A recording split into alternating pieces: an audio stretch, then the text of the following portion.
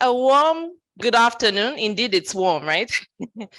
Welcome back from lunch. I hope you all had a very, very good lunch and are ready for this second session. We had a brilliant session that Gloria moderated in the morning, and now we are moving on to session 2, where we'll be talking about towards a Pan-African campaign on energy transition. But more specifically, the topic that we'll be talking about is building collective action for responsible transition. Building collective action for a responsible transition. And I have a brilliant panel here that will help us unpack this important topic. But before we get into it, I'd like to introduce myself. My name is Mukupa Nsenduluka, and I work for Tax Justice Network Africa, where I lead the work on tax and natural resource governance. And it's such an honor to be here to moderate this session. So now, in terms of just setting the context before I, thank you.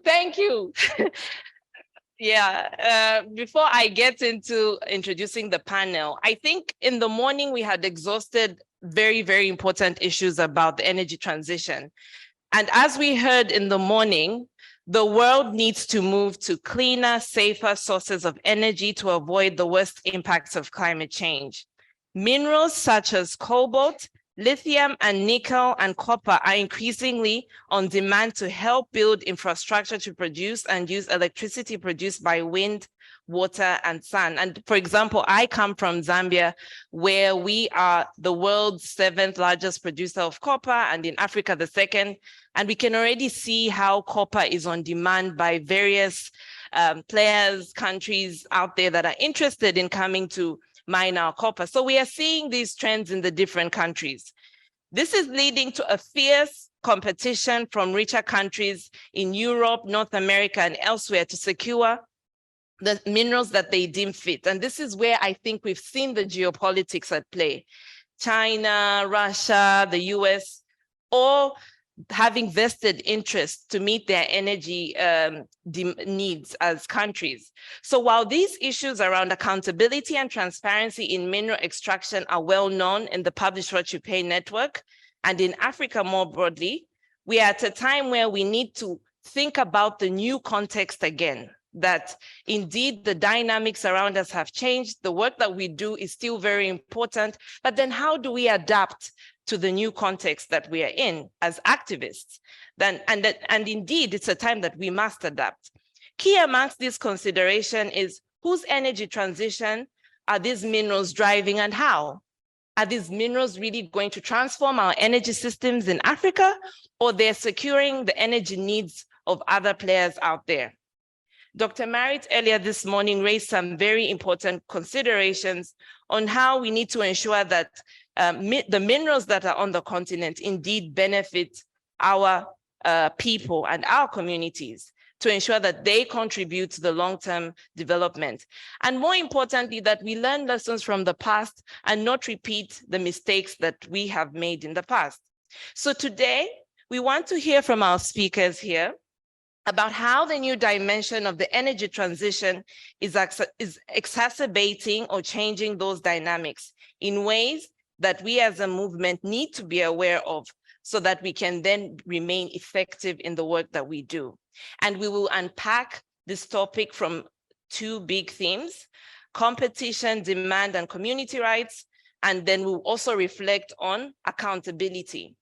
And then we'll end on a high note. We'll have Nsama from Zambia pitch to us what they're calling the Pan-African Campaign on Transition Minerals. This is something that the Secretariat and its members has been working on, and they'll present to us for our consideration moving forward in terms of how we do the advocacy. But first, before we get into the how, it's important that we first unpack the what, and this is what we'll be doing now.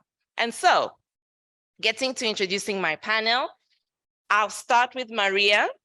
Maria is the Associate Director at Oxfam's Global Extractive Industry Program, which is operated in about 30 countries in Africa, Latin America, and Asia. She is a long-life human rights activist who has spent decades championing environmental and economic justice. A round of applause for Maria, please.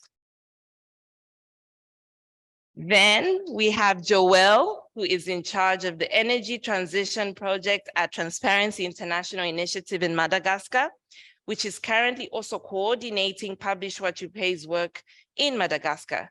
She is trained as an economist and specializes in environmental economics. A round of applause, please, for Joëlle. We then have Nsama, who is a development policy analyst, human rights activist, and entrepreneur, who is also the current national coordinator for the PWYP in Zambia. He coordinates effective participation of civil society on the Zambia EITI MSG and is also the secretariat for the Zambia Alternative Mining Indaba, a multi-stakeholder annual platform that brings together governments, CSOs, companies to discuss how to improve natural resource governance. A round of applause, please, for Nsama. And lastly, but not the least, we have Robin, who is the Associate Policy Officer for Raw Materials at the European Environmental Bureau and Europe's largest network of environmental organizations. Robin coordinates the Raw Materials Coalition that strives for a stronger civil society presence on extractive industries within Europe to bring more attention to local and indigenous communities, the environmental effects on mining, as well as material supply chains, as well as work around the circular and sufficiency models for raw material use. A round of applause, please, for Robin. And so without wasting much time, we'll get into unpacking the topic. And the way we'll do it is that we'll first start with theme 1, which is around competition, demand, and community rights, then get into theme 2, which specifically focuses on accountability, and then we'll get into the high note moment where we'll have Nsama present to us the Pan-African Advocacy Plan. And during this moment, a few instructions will be given by Nsama on how we will roll this out when he comes up to present. But this is really going to be an exciting debate, and I hope that we will all have so many questions to ask as we go along. So now getting into the discussion. Oh, a special shout out to the people online. How many, maybe just to get a sense on how many people are online. Do we have any participants online? Yeah, okay. A warm welcome to our participants online. Really, really excited that you could join us, and we look forward to your participation in this session. So in starting round 1, I'll ask Joëlle a question on competition, demand, and community rights. Very, very briefly, Joëlle, in about 3 to 5 minutes. There's a fierce competition and demand around rich countries in Europe, North America, and elsewhere to grab the minerals needed for the energy transition. However, mining often takes place to a great cost of the communities where the extraction is happening.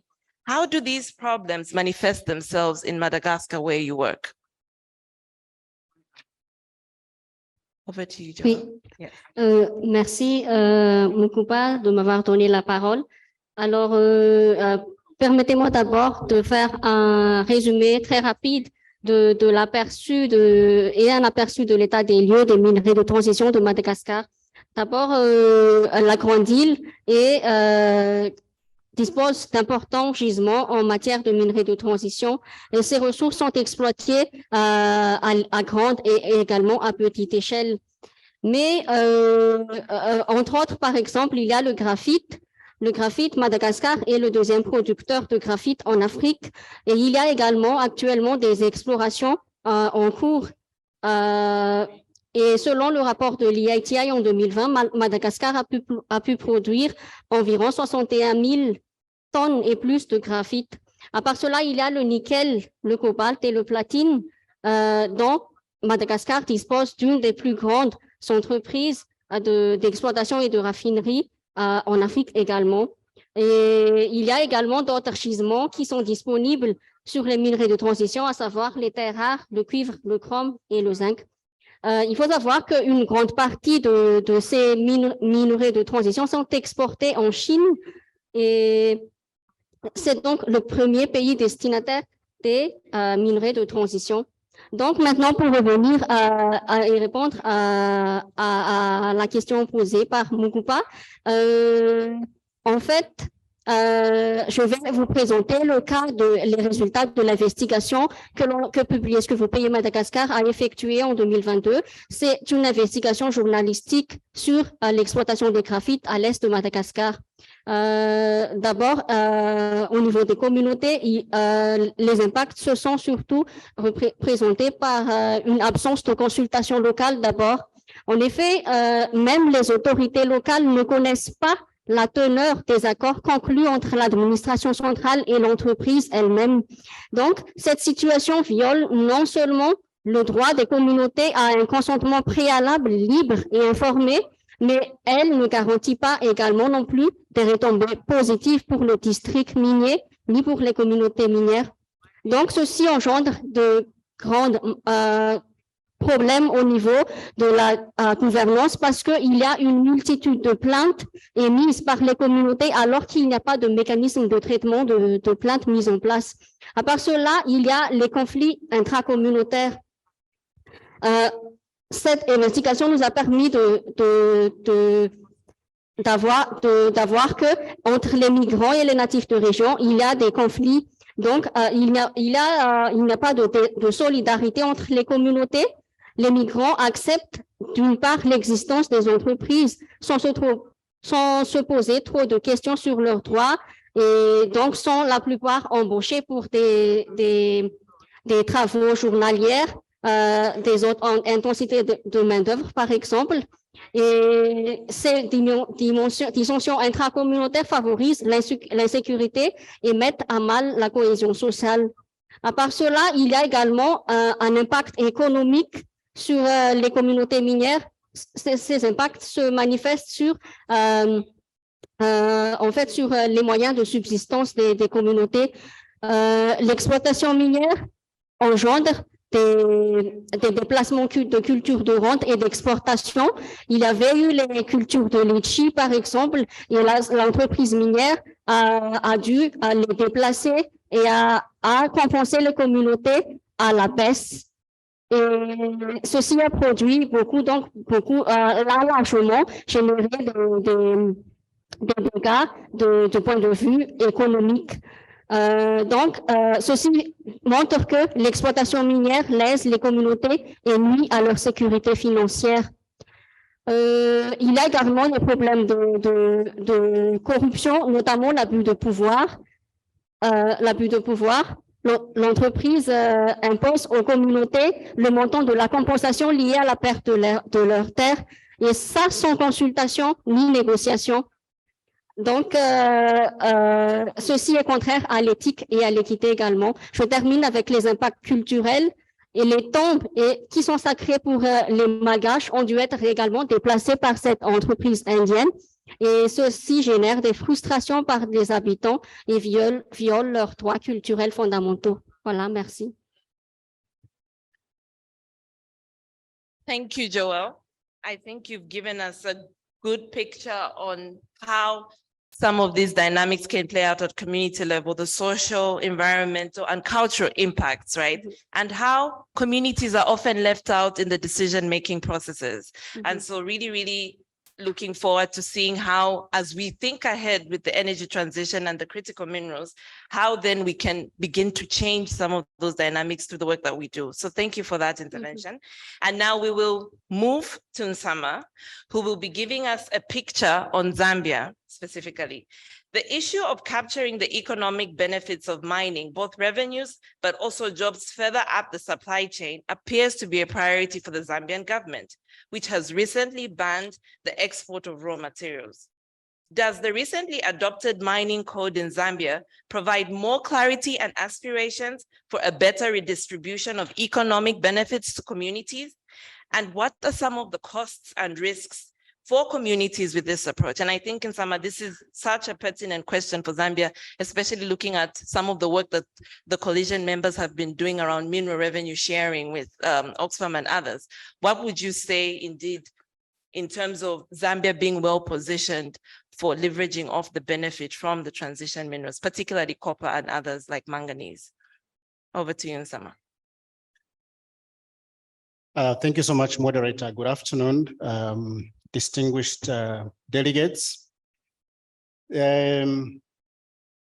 So the introductory statement that I would like to make in response to the question is that the country from which I come does not have the required policies and laws, as well as other institutional arrangements that would enable it to meaningfully benefit its citizens from the natural resources that the country has. And there's a reason for such, others might call it alarming statement. I will substantiate it. In November 2022, a new mining policy was launched. The process for consultations started around about April, May. We didn't know about it as civil society. We were ambushed by government, general on the process. We didn't know about the content, we're not sure about the dates, we're not sure about what happens after the provincial consultations.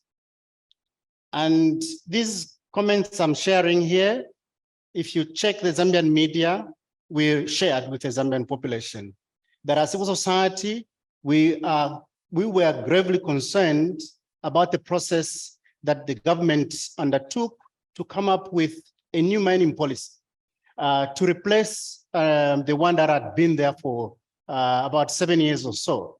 And we had been agitating as non-state actors at various platforms for a new mining policy to inform, the country's development and beneficiation from the natural resources. So we were kind of disappointed at the approach that was taken by government, a position they are very much aware because we shared this with them.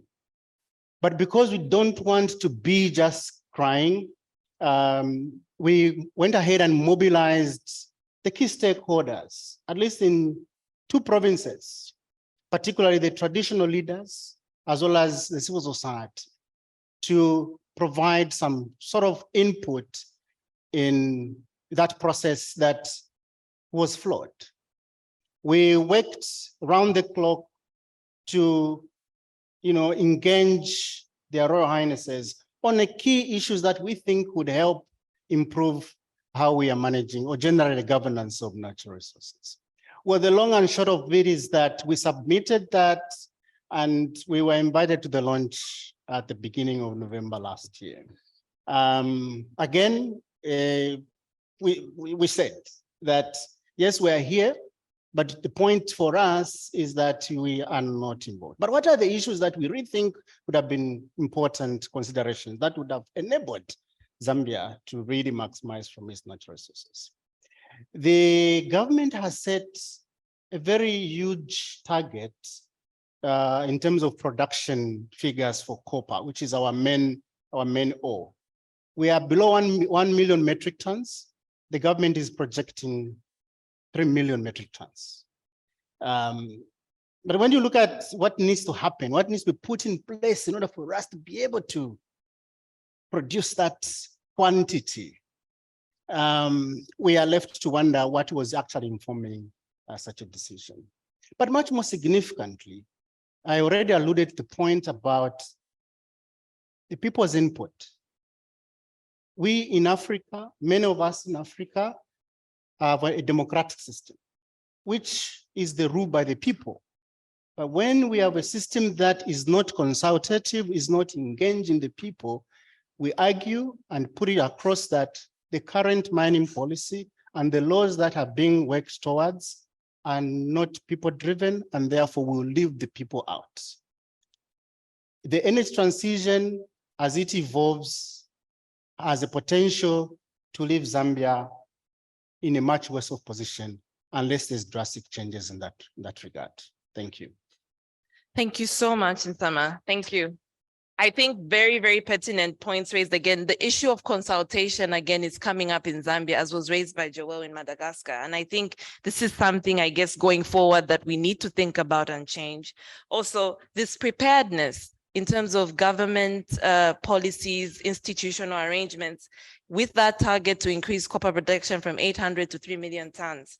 Is the Zambian government ready in terms of the policies and the laws to ensure that that happens? And so these are the questions that need answers, but that we all need to reflect on together as a movement, as we move ahead in the work that we do. So now we come to Robin. Robin sits somewhere in the EU, and he's going to bring a global perspective, given the fact that there's a lot of interest in the EU to secure these critical minerals. But these critical minerals belong to the African people. And so we're just going to get a perspective from where he sits. And Robin, you tell us more about your work, but specifically to the question, countries in the European Union are currently jostling to secure minerals deemed critical to their future, including for renewable energy technologies. Meanwhile, there are growing calls from African countries on the risks of unfair extraction to be addressed and to ensure a globally just energy transition. How is the European Union attempting to secure these minerals? And I think it speaks to the broader geopolitics, the refusal to go back to how extraction has always been done.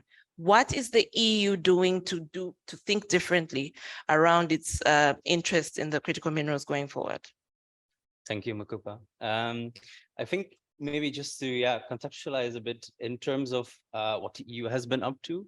Since 2019, we've had the European Green Deal, where we've pushed for new legislation, investments for our move away from fossil fuel energy. But one point that has been left out or undiscussed to a large extent has been the critical minerals, the critical raw materials, as we discuss them within the European Union, which is a terminology that is now used not only actually for transition minerals, but also for those materials that are deemed necessary for the defense industry per space. So when I talk about critical raw materials, it's actually a bit wider than just the transition minerals, but this is a way that the EU has set it up in a smart way to also include these other strategic necessities.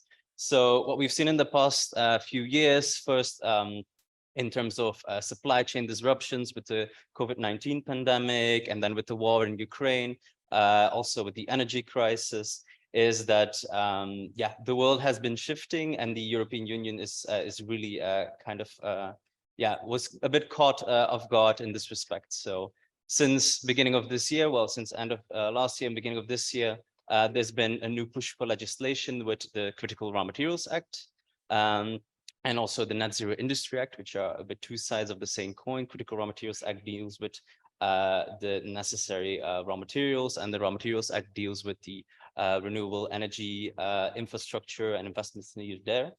And of course, next to the Ukraine war is of course also the initiative of the Inflation Reduction Act in the United States, to which this kind of legislation is also now a response. So the EU has made projections in terms of its supposed raw materials needs, what they would supposedly need in the future to facilitate their green transition, and come to the conclusion that we do not have enough in terms of like what we project that we will be needing. So this is kind of a push there to kind of start looking at how we can something fell off the ceiling there, I saw, but of how we can kind of like secure these minerals. And it's being looked at very strategically, geopolitically indeed, which comes with a lot of concerns, of course, as to what the effects will be for when we start talking about the extraction. It's not only the extraction, but also the processing, the refining,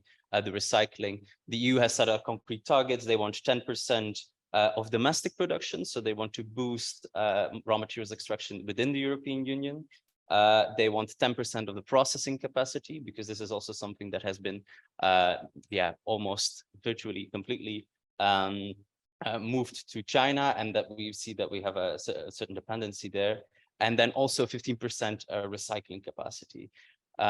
Within the Critical Raw Materials Act, we see two main things that they want to do. One is strategic partnerships, so partnerships with countries on a bilateral level, and then also strategic projects. So projects which are given a specific status because they are deemed strategic. So this is kind of the context in what the EU is working in. And when it comes to these partnerships and these projects, what is actually in there? There's hard deadlines, for example. They want to say after 2 years of doing the paperwork and doing the assessments, if there's still no movement into the project, you just start mining, which is a very concerning, of course, mention there. When it comes to social and environmental safeguards and impact assessments, they're trying to really weaken the language, creating to a certain extent loopholes, which are very worrying. When it comes to community consent, participation, there's language in the new legislation saying that the companies should facilitate public acceptance. So these are very worrying developments as to what the EU is up to. They want to, instead of actually trying to build capacity for a just transition, a just energy transition in which local communities, in which the proper assessments are done, they're actually trying to cut out a lot. And this also applies again to the European context, where they even want to bypass environmental protection legislation. So it's something that is both on the EU level, but also on a global scale. So within this kind of context, with the European Environmental Bureau and a lot of other concerned civil society organizations, we have started off a coalition on raw materials, where our key demands are that, well, these high and environmental and social standards have to be upheld. They have to be strengthened. It has to be integrated with strong due diligence legislation. So due diligence being another file that is on the table on the EU level about what are corporations' responsibilities to track their supply chain, to make sure that the companies that they're buying materials from are doing this in a sustainable way, in a way that is acceptable on social and environmental standards. And besides that, also our coalition really wants to focus on material and, to a certain extent, of course, also our energy consumption within the European Union, because we believe that at the root of the cause is the excessive material consumption of the European Union, which is holding a lot of countries in other parts of the world back towards developing their own supply chains, their own integrated supply chains. So not only the extraction, but also the processing, the production of new infrastructure, renewable energy infrastructure, and so forth. So reducing our own energy and material consumption to let other countries grow. Thank you, Robin. I think you raise very pertinent points, particularly noting how players in the global north are being proactive about resources that they don't even own, right? And I think as African countries, it's something that we need to soberly think through and challenge our governments in terms of preparedness, but also the worrying trends that provisions around social and environmental safeguards are being weakened, right?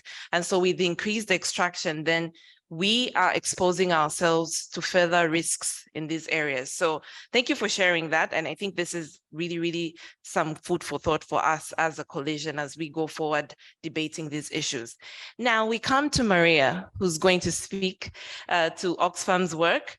Particularly, Maria, I think your piece ties in well with what we've heard from Madagascar, with what we've heard from Zambia, and your work around defending community rights. So specifically, Oxfam has a long history of defending community rights, particularly through free, prior, and informed consent.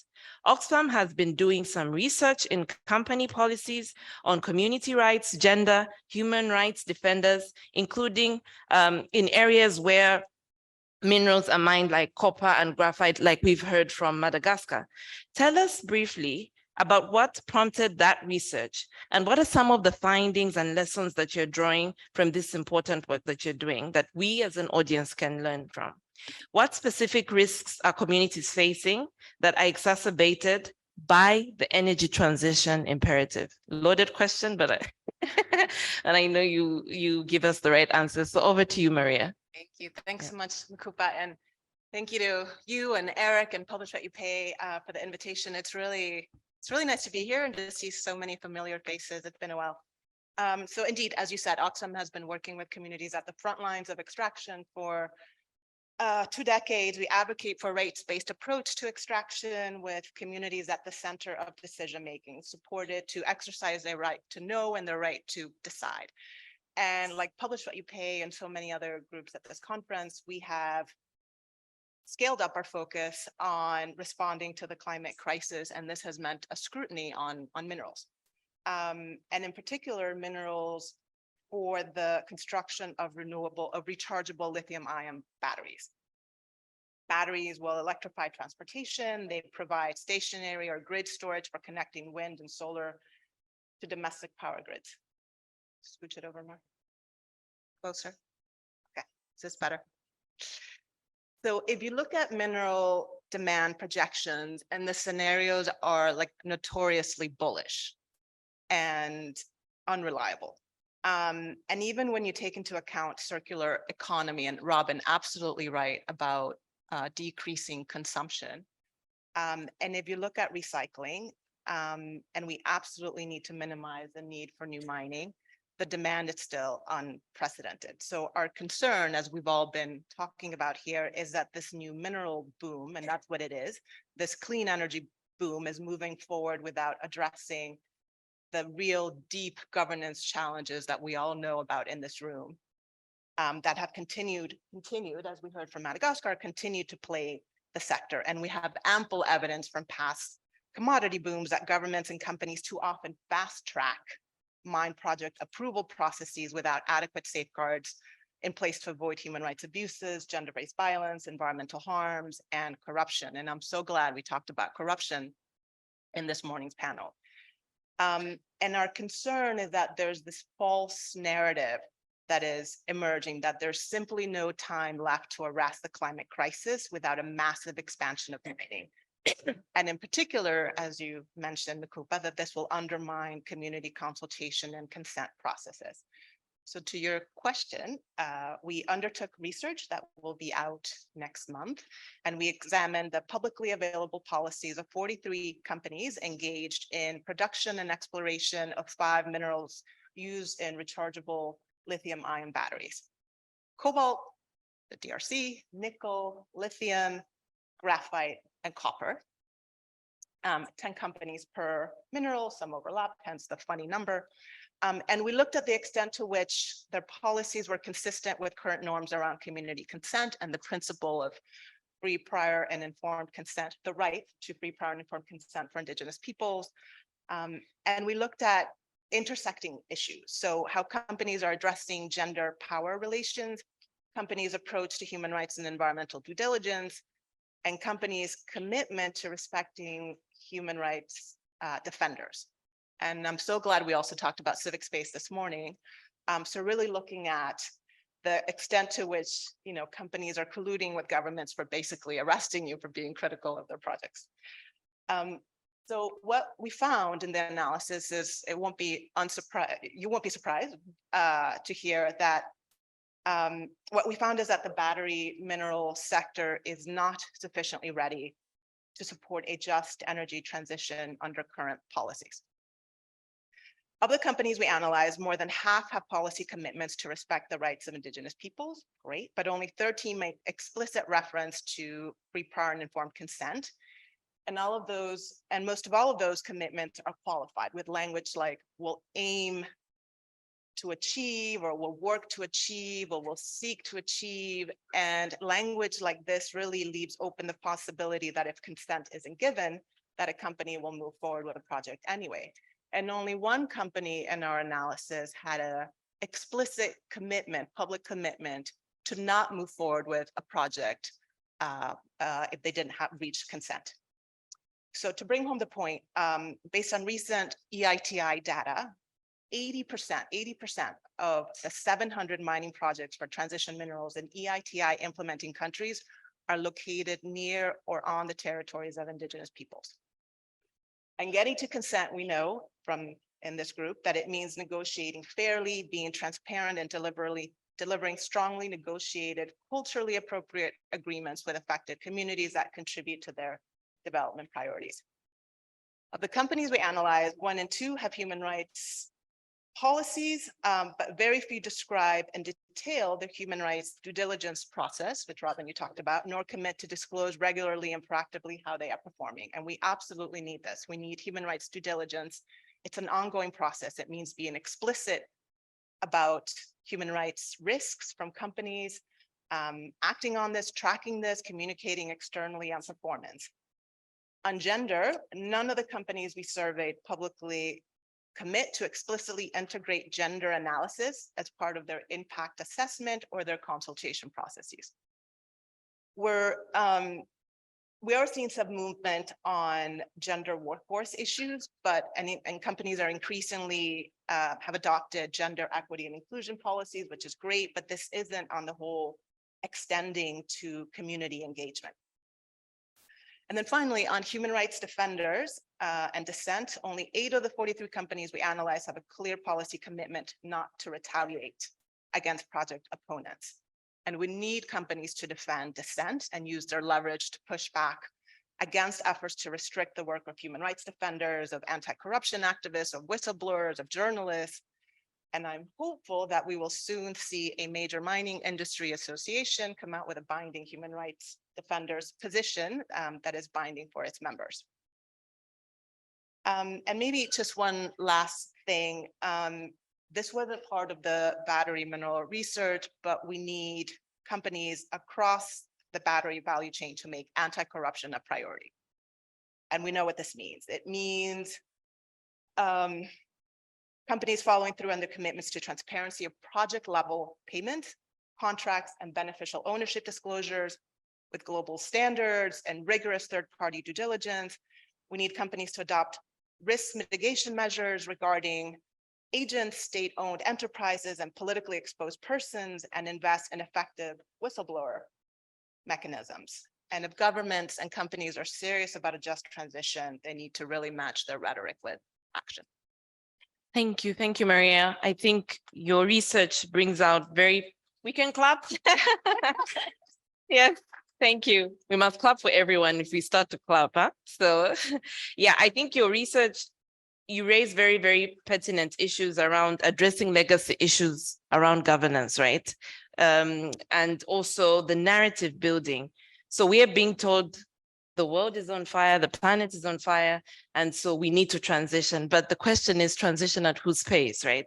And the issues that your research brings around readiness of government in terms of policies, as well as company policies on FPIC, I think are very, very crucial as we think of the time that we're in going forward. So we look forward to the research, hopefully to be shared widely, and hopefully we can use some of those findings to influence our governments on how best we can design policies going forward. So we've finished round 1, and now we are going into the second theme on accountability. And in this theme, I think we'll have 3 interventions from Joëlle, Robin, and Maria. Getting back to you, Joëlle, I think you spoke to some of the challenges that Madagascar is facing. Now, in terms of looking at what governments are doing to prepare themselves, specifically Madagascar, we know that you recently adopted a new mining code. Could you speak to the preparedness of that policy or the laws that are there in place to address the challenges that community face? And then do you think that there are opportunities that communities can benefit? What anticipated benefits do you see for communities given the new reform that's happening around the law in Madagascar? Merci, Mukupa. Malheureusement, je n'ai pas encore ton nouvelle à partager par rapport aux bénéfices anticipés par rapport aux politiques et aux lois minières à Madagascar. On assiste actuellement à une même situation que la Zambie a présenté tout à l'heure, parce que pour le moment, Madagascar ne dispose pas donc de politique et orientation stratégique par rapport aux minerais de transition.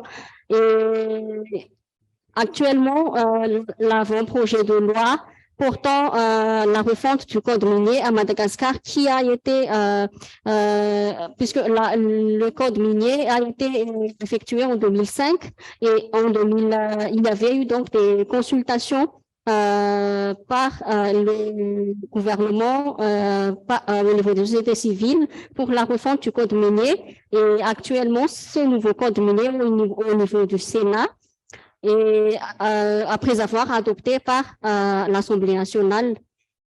Donc, l'adoption de ce texte au cours de la session parlementaire en cours ne fait aucun doute parce que il s'agit de l'une des conditionnalités posées par certains bailleurs de fonds pour contribuer au financement des élections présidentielles prévues cette année. Donc, la question est plus de savoir quel sera son contenu final. Comme j'ai dit tout à l'heure, le processus de révision a suivi les procédures prévues par la loi, mais et a impliqué toutes les parties prenantes, mais la version qui a été déposée au niveau du Parlement n'intègre pas la plupart des propositions émises par la société civile. Par exemple, nous avons effectué des pétitions pour insérer le volet transparence des contrats qui a été initié par la campagne mondiale Disclosure Deal, mais ça n'a pas été mentionné dans le code minier qui a été révisé au niveau du Parlement actuellement. D'ailleurs, les syndicats miniers qui représentent les travailleurs des mines font déjà une part de leurs inquiétudes également si ce nouveau code sera adopté. De prime abord, il y a la question de fiscalité minière. En fait, la révision, il y avait des révisions par rapport aux fiscalités minières dans le nouveau code minier de Madagascar parce que il y avait une revue à la hausse des redevances et ristournes minières allant de 2% à 5%. Donc, en effet, 60% des ristournes minières et des redevances reviennent au budget général de l'État, contre 40% qui reviennent seulement aux communautés. Donc, cette répartition montre donc que c'est l'administration centrale qui va en tirer le plus d'avantages si on s'en tient donc à cette quote-part prévue. Et cette répartition inéquitable stipule que c'est une répartition déraisonnable et disproportionnée, mais ceci met en cause le principe de répartition équitable et inclusive des ressources, parce que les ristournes minières contribuent pour une grande partie à 90% du financement des programmes de développement local des communes. Donc, ceci donne un privilège au gouvernement par rapport aux ristournes et redevances minières. Par cela, comme je l'ai dit tout à l'heure, il n'y a pas de dispositif relatif aux minerais de transition et aux minerais stratégiques. On avait demandé cela au niveau du gouvernement, mais l'administration a expliqué que ces aspects relèvent du privilège présidentiel. Donc, ce sont donc émises par décret plus tard. Et ceci est inquiétant car ceci va créer de la méfiance, car les décrets peuvent être modifiés à ce qui aux personnes qui les émettent. Et à part cela, il n'y a pas de respect des droits des travailleurs et de la protection sociale également, alors que c'était une opportunité pour l'administration d'insérer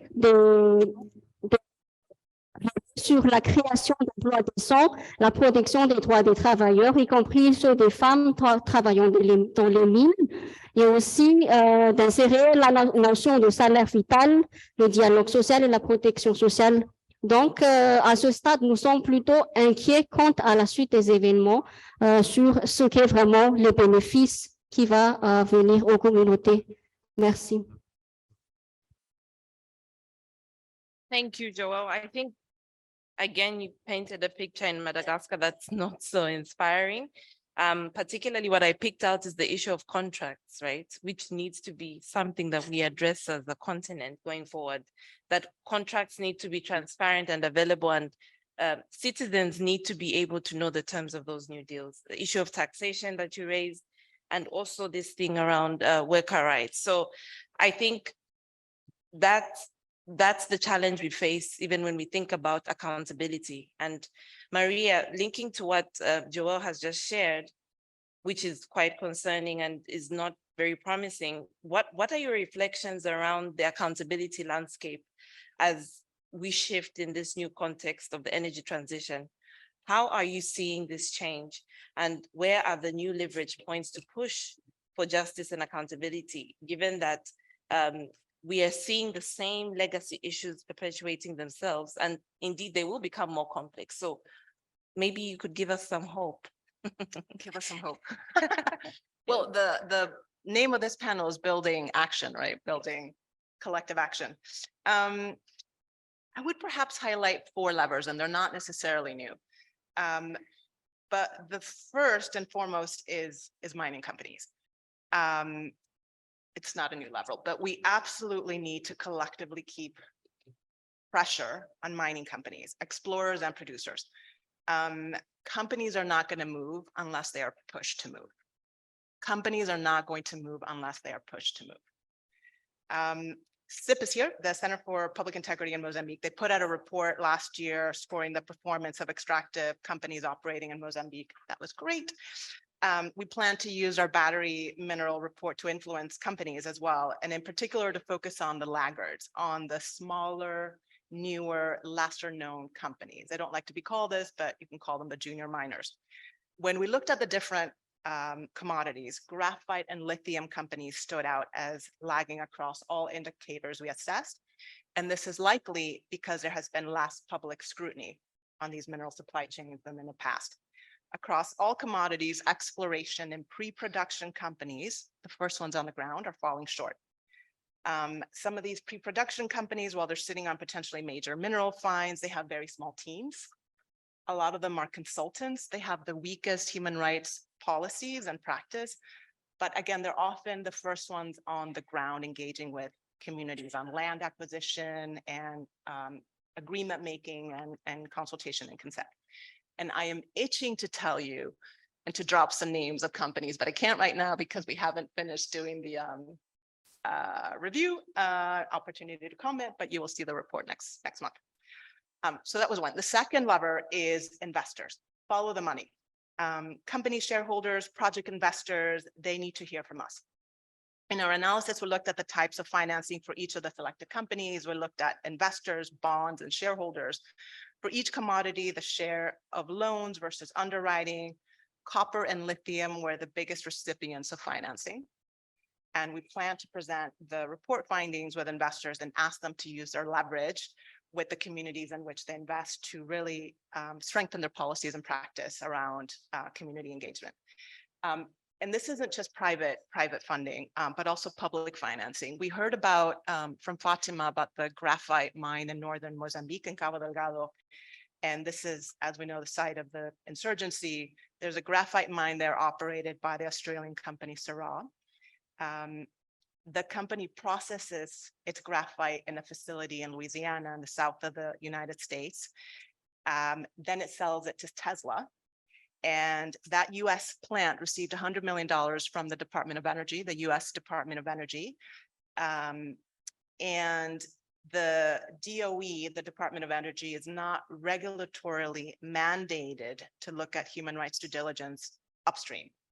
So not necessarily Mozambique. So I think this also speaks to the geopolitics at play and really the need to coordinate our actions and our collective asks across borders. The third lever, I would say, are automakers, car manufacturers. They're concerned about their brand. They're concerned about their image. For the most part, they want a clean mineral supply chain. They don't want lawsuits that will land them in court around employing child labor or around corruption allegations. And they're getting pressure from consumers, from regulators, and from investors who are increasingly demanding that car companies back their sustainability pledges with clean supply chains and supply chain transparency. And if you follow IRMA, the Initiative for Responsible Mining Assurance, and I don't know if Joëlle is here, but they certainly do. It includes a number of car manufacturers, BMW, Ford, GM, Volkswagen, Mercedes, and Tesla. The Sunrise Project recently published a report called Lead the Charge, scoring electric vehicle automakers on a whole range of indicators. And car companies are very much driving technological changes to which mineral-rich governments really should be paying attention. So cobalt-free batteries, for example, are already a reality. Tesla, GM, Nissan, and others have pledged to start building cars with cobalt-free batteries. And by the way, future mineral demand estimates, they vary greatly. And as I mentioned before, and one of the reasons is changes in technology. So a recent IMF paper underscored the high level of uncertainty around underlying metal consumption scenarios and attributed the uncertainty to technological change that is hard to predict and that allows for more possibilities to substitute metals. And then they also attributed uncertainty of consumption scenarios, and this goes to my last point, to policy.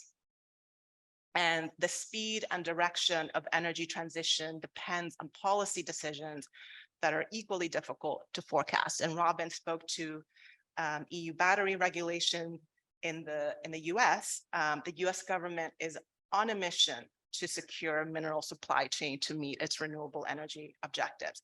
The Inflation Reduction Act commits billions of dollars to mining and processing and manufacturing.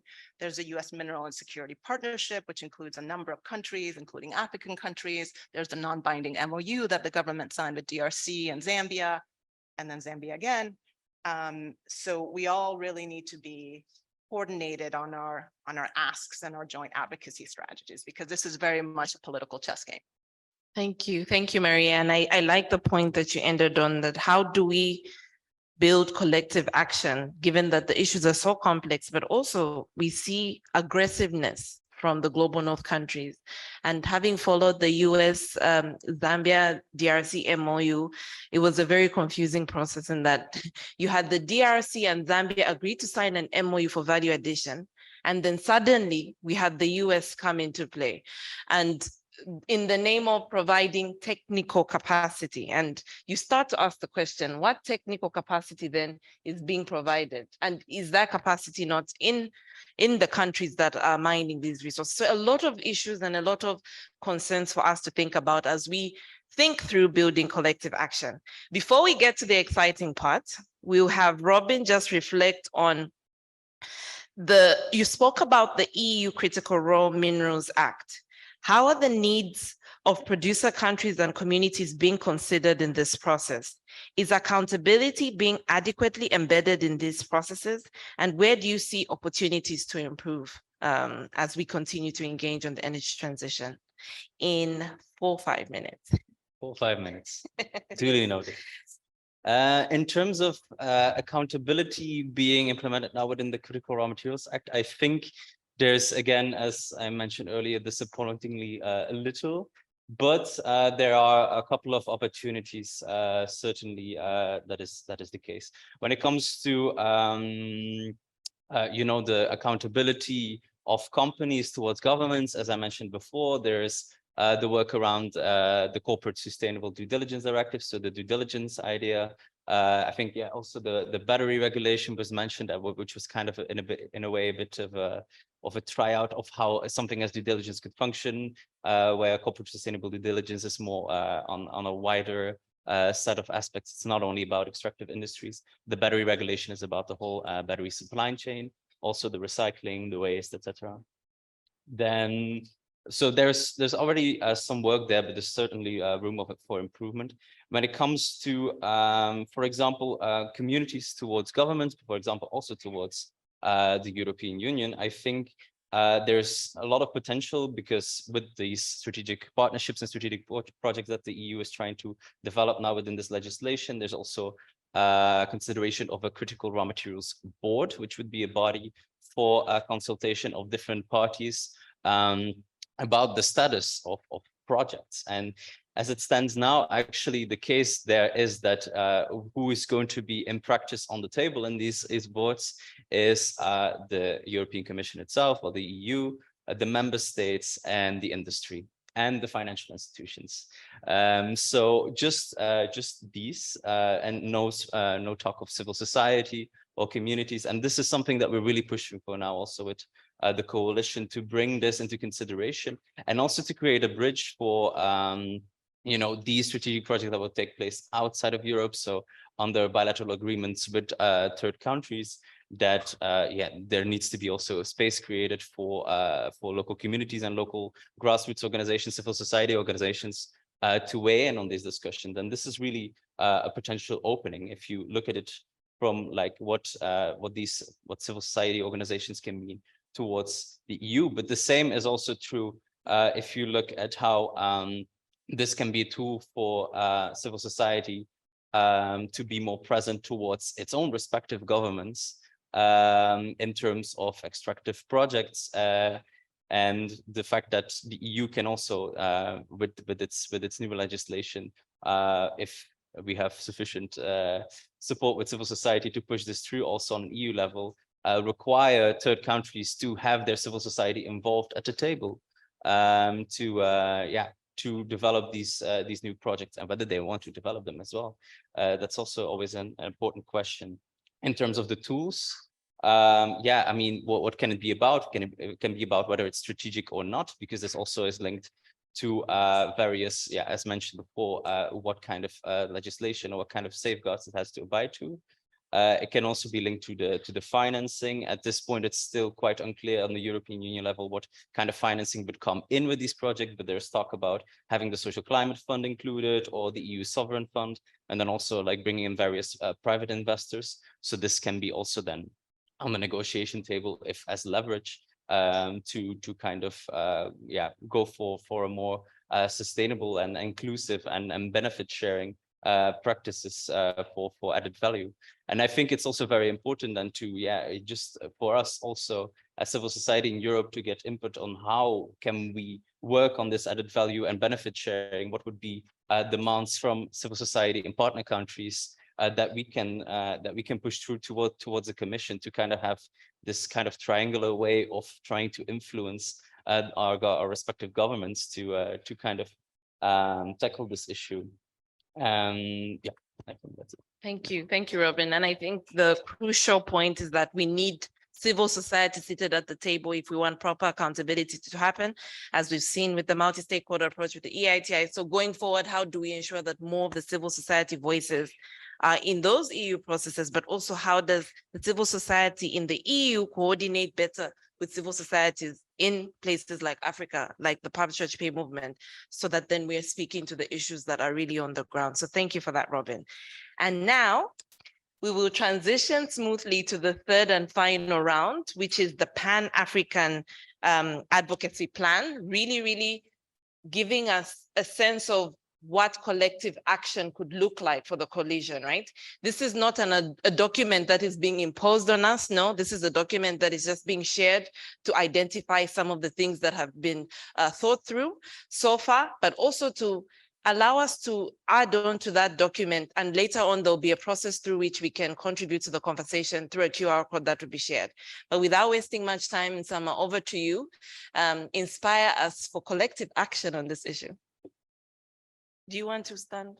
Maybe you should stand. A round of applause for Nsama.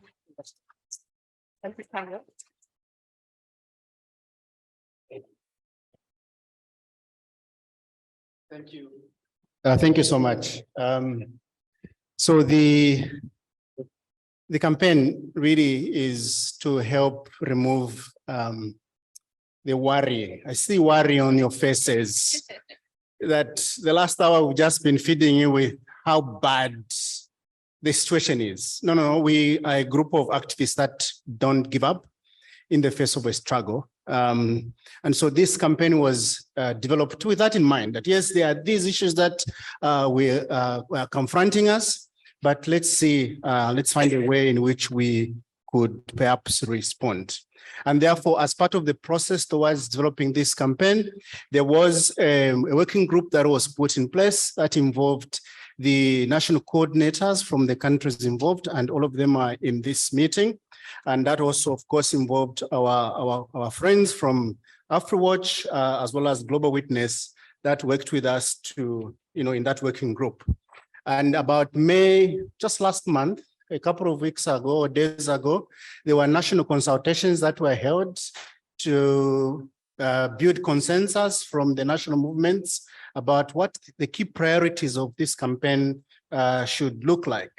And as we have indicated, this campaign is not yet fully developed. We're hoping by the end of this month, we could perhaps be able to share a much more consolidated campaign. But the current thinking, this is what we want to share with you for now. And we'll start with sharing with the context that perhaps is informing this campaign. I think the morning session essentially gave the context, where there's this rush for the resources, there's fierce competition. We are seeing a push away from multilateralism to bilateralism. And of course, this means that, countries are going to engage one-on-one, and hopefully we can have a way to improve mechanisms for enhanced civil society and other actors' participation. The other context in which we're working is, you see, even when we are sort of complaining, they're saying, look, we want to engage. Yeah, things may not be the way we would like to be.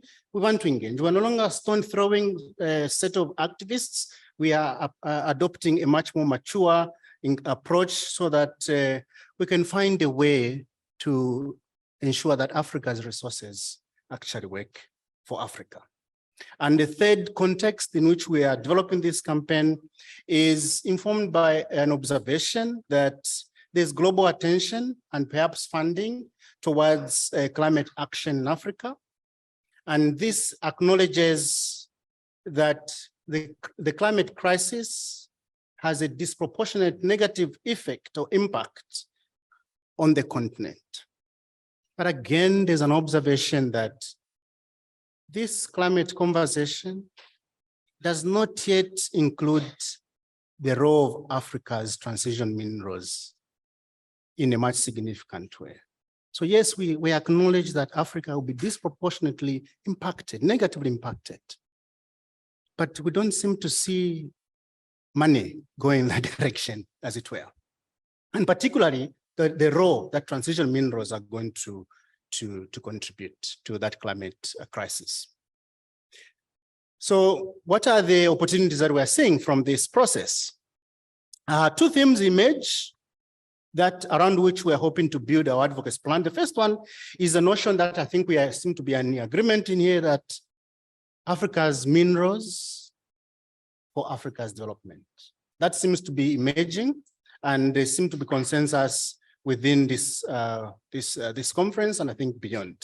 We learned about the percentage of minerals that Africa holds that will contribute to this energy transition, but all this may not work if we do not really agree on how this can overall impact economic development, as well as the industrial policies that we perhaps have. The second theme is about mining itself. Of course, we have established that this energy transition means more digging, more extraction. And the current projections that there will be, I just shared from Zambia, from less than 1 million metric tons to 3 million. That's a lot of digging that will have to take place in order for the world to really become much more green. As published, as PWYP members, we know, and we've been on this step for a long time about, the fact that if we do not do the right thing in terms of community engagement, having the right policies in place, there's a possibility that we will be going backwards instead of getting better. Aspects of enhancing, ensuring there's greater accountability may work against us if they're not strengthened. So what are the possible tactics that we are considering? PWYP colleagues, now in this room and those that are not here are very familiar with the fact that demanding more responsible mining for a much longer term, within the current context, will require that we perhaps reposition ourselves. We therefore wish to consider strategic partnerships as a key tactic towards this campaign. And in that process, we are hoping to build a much more collaborative relationship with the climate movement. So yes, because we've been doing this for a long time, as I mentioned, maybe we need to change a little bit and work towards collaboration, much more strategically, particularly with the climate movement. Hopefully that can help us get quicker results, better results. And of course, this will require or involve building some points of convergence as we move forward. The second tactic, as I mentioned that, yes, the things are not very good, but we can't be crying. Can we build a much more positive narrative that, yes, there are these things that might not work, but it's also possible. There are opportunities that this energy transition is going to bring in terms of developing Africa. So we won't go about just crying. We would like to contribute to building that positive narrative toward a cleaner, fairer energy future. And thirdly, we are hoping that we can leverage new relationships and opportunities that can help us influence both the policy as well as the regulatory processes and debates in country. Because only through influencing and leveraging those spaces that we'll be able to build the institutional frameworks that our continent, our respective countries requires to build us Africa that our forefathers envisioned. This means, therefore, that things that Robin made reference to in his remarks, the EU's Critical Raw Materials Act, and we are hearing developments in the US. Germany is also moving at, as it were, breakneck speed, and indeed many other developments that are going on in the world, so that we can together see what opportunities exist to help leverage Africa's resources. So these are thoughts that are not yet conclusive, but we are not shy to share with you so that perhaps you can input and help tweak aspects that you think can make our campaign much more robust and help deliver the development that Africa deserves. Thank you.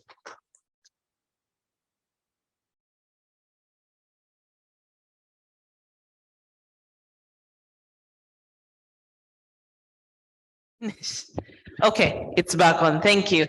So thank you so much, Nsama. I think really great campaign there. So some food for thought for us to process. There will be a section at the end where Nsama will come back because there's certain QR codes. And so right now we will get a quick reactive from Robin and Maria, because our two colleagues will respond later in just 2 minutes. And then we'll open it up for Q&A. Please, Robin, please go ahead. Yes, thank you, Mukupa. Highlighting some of the points that were being said, I think they really resonate also with what we're trying to do with civil society in the European context. In terms of raw materials, supply chain, and transition minerals, having a close relation with the climate movement is very important. We've seen already attempts also within the EU of certain interest groups trying to make the two, create like a false opposition between the two, that we cannot indeed, as was mentioned earlier, reach our climate goals if we start like worrying too much about the environmental effects or this or that it needs to be to a certain extent, a kind of like a kind of sacrifice. Even some have been using that word. I think it's very important that we need to look towards other movements that are out there and trying to integrate our work strongly with them. In terms of a new narrative, yes, I think this is very important, and this is also something that we're working on within the European Union. I mentioned before also going like questioning our excessive consumption that we have in the European Union is pivotal, and that is something that is also getting a lot more attention in our region with the degrowth movement, where we really question fundamentally our ever-growing expansive economic growth within Europe as a model that is unsustainable and that actually drains a lot of wealth and resources from other parts of the world. But we believe that every region, every part of the world needs to have their narrative embedded within their customs, their culture, their way of living is very important. In terms of strategic partnership and moving from from multilateral to bilateral, I think it's very important. I mean, this is something that the EU tries to do, not in the way that that I think was meant now with the strategy, but there is again a lot of potential to kind of work and to have a new negotiation position within these strategic partnership, and for civil society to really come in strongly. Thank you, Robin. Maria, you're reacting. I love a good campaign. So building collective action, that's great. Absolutely agree with you on the breaking down of silos, and particularly with the climate movement. We're not necessarily talking to each other. And we need to, because otherwise, as as Robin was saying, like these narratives will very much be manipulated. We need to work together. The same with the human rights movement as well. The other thing I was just going to mention, just on tactics, we might want to consider, and I'm sure the campaign will have a clear set of asks and targets. Carol brought this up earlier today, the East Africa crude oil pipeline. We might want to consider an emblematic project that will really be sort of a rallying call for us all. I mean, you focus on one project to move policy on a broader level, but it's a way to really get people to be energized and focused and collectively organized. And then maybe just the last thing is absolutely in terms of narratives, questioning scenario demands and questioning the assumptions around do we really need this much, as many minerals? And then does every European and every American need to drive an electric vehicle? Or can we really focus on the circular economy and recycling and really decreasing the demand for new minerals? Thank you, Maria. And I think for me, in closing this session and before we open, the narrative issue, looking at our history and what has driven some of the exploitation in the past, we will need to indeed think about new narratives and how we are thinking Africa's minerals for Africa's development and redefining development, right? What is development for the African people, and localized thinking around extraction, so that then we are not perpetuating the mistakes of the past, but rethinking how we think about development as well as how we do mining going forward. And I think it's a great campaign that could inspire us to have new thinking going forward. So without wasting much time, there's a special request here to have Dr. Chichi open the Q&A. So Dr. Chichi from the Ford Foundation will start. And then can I have some hands from the audience? The women first, please. Where are my sisters? I'm prioritizing my sisters. Please don't let me down. Okay, I see my sister from here, right here, yes. Then we can have Carol. And then, okay. I think I'll start from this side and come this side. So we'll start with the two this side, and then we can have my friend in the back in the second row. In the second row here, and then my brother here. Yes. I'll pick two from each. Oh gosh, this is going to be interesting. Steph and team, don't kill me. Okay, so Dr. Chichi, please, and then we will get into the lineup. Thank you.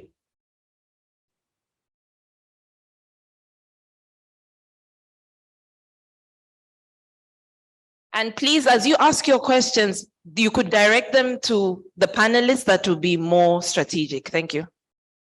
Okay.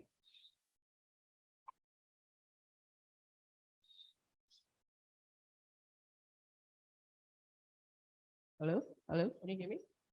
Okay.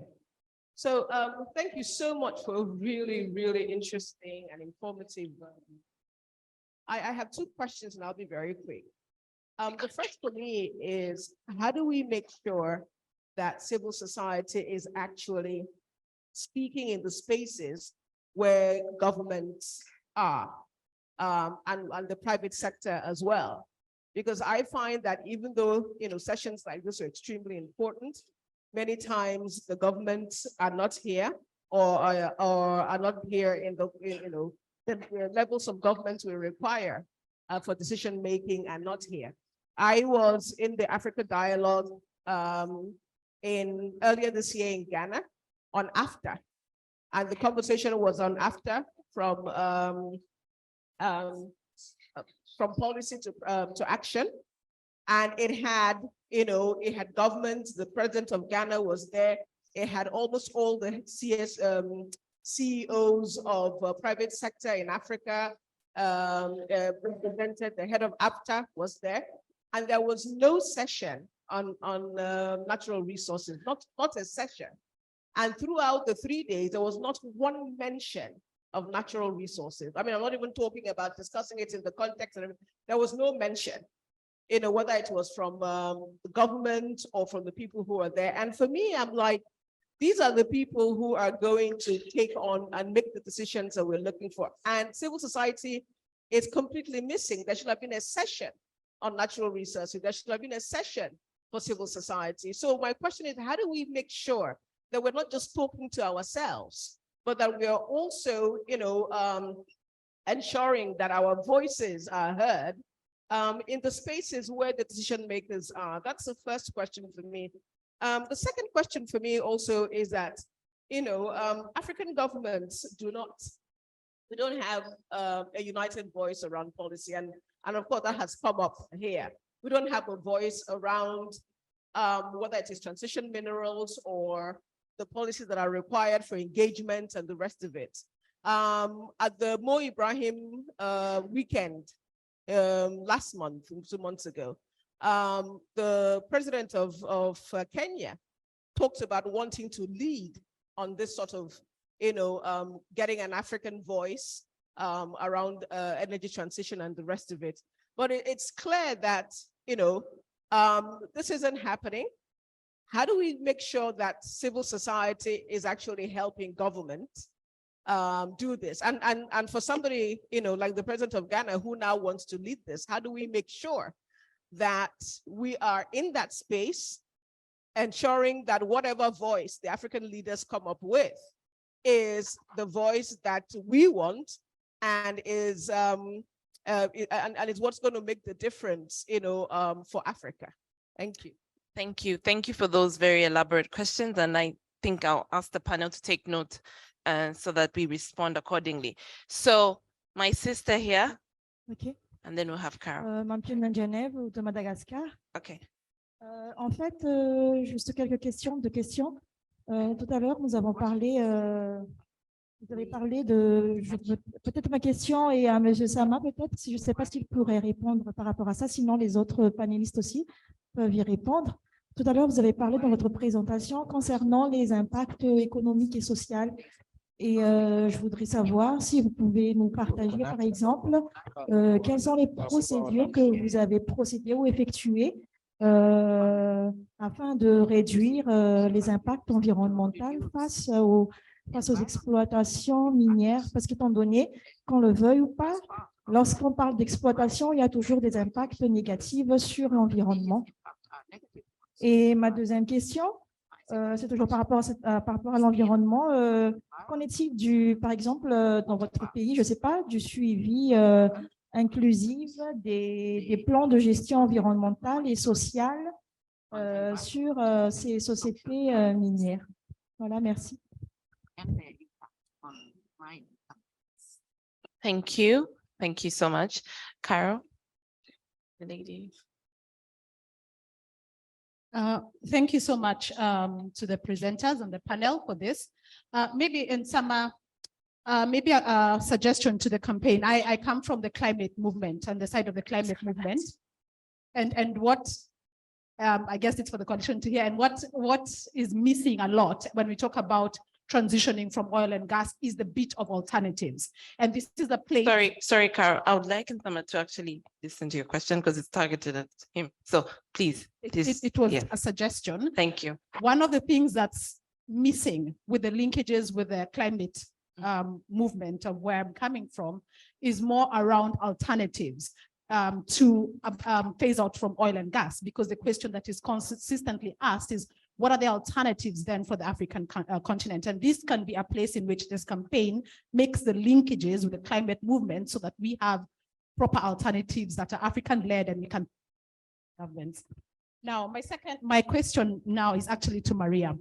Maria, you mentioned something around companies, yeah, and how we need to do more in terms of our asks to ensure that companies play fair, do right, yeah, in the mining sector. But this is a challenge you're also having in oil and gas sector. It's the same, the oil and gas companies that are operating and the unfairness that happens in the countries that in which they're operating on. And at the end of the day, they are not registered in our countries. Majority of them are either from Europe or from North Africa. And so they do not take our asks as civil society very seriously to be able to shape up or ship out. So when you talk about keep the pressure up, advocacy strategies, what exactly is it that you think this movement should do to apply pressure on the mining companies, which is the same pressure that we need to apply to the oil and gas companies that makes them do something different or pack up and go? Because then we cannot keep on talking about the same stories year in, year out about human rights abuses, social and environmental abuses. But what is it that we can practically do as coalitions in Africa to tip this conversation? So practically, because the answer to the investors in other parts of the world that's not here, the investors that are backing up are not on the African continent for majority of them, except for a few, for example, in South Africa. But what is it when you talk about ramp up your strategies? Maybe you could just be a bit more specific to the coalitions in terms of what could we do that could be different and a game changer. Thank you, Kara. So I would suggest that the panelists speak the questions as they come along. And then we have 2 hands here. And then I would also like to encourage the online participants to please ask questions. And I would ask the PWYP team to help me identify any questions that might be in the chat box. Thank you. The gentleman here in front and the next one behind. C'est Georges de la coalition Publier ce que vous payez du Gabon et membre du Conseil mondial de Publier ce que vous payez. Je vous félicite tous pour la qualité et la pertinence de vos interventions. Je voudrais ici exprimer un certain nombre de préoccupations. Et Maria a dit tout à l'heure que les minéraux de l'Afrique doivent servir au développement de l'Afrique. Ça, c'est une certitude, c'est une affirmation très forte. Elle renvoie ici de façon pertinente à la problématique de la réappropriation, n'est-ce pas, des minéraux par l'Afrique. Parce que les minéraux, bien sûr, appartiennent à l'Afrique. Essentiellement, les minéraux au niveau global sont dans le continent africain. Mais l'exploitation, je veux dire, les peuples africains, qui sont les principaux, je veux dire, propriétaires de ces minéraux, n'en tirent aucun bénéfice. Les autres continents s'enrichissent sur le dos de l'Afrique. Et mon pays, par exemple, au Gabon, est emblématique de l'échec de, n'est-ce pas, de toute la gouvernance du secteur extractif. C'est le premier producteur, je vais dire, producteur mondial de manganèse, qui est un minerai de transition de premier rang avec la communauté. Mais qu'est-ce que la communauté produit au Gabon? Zéro.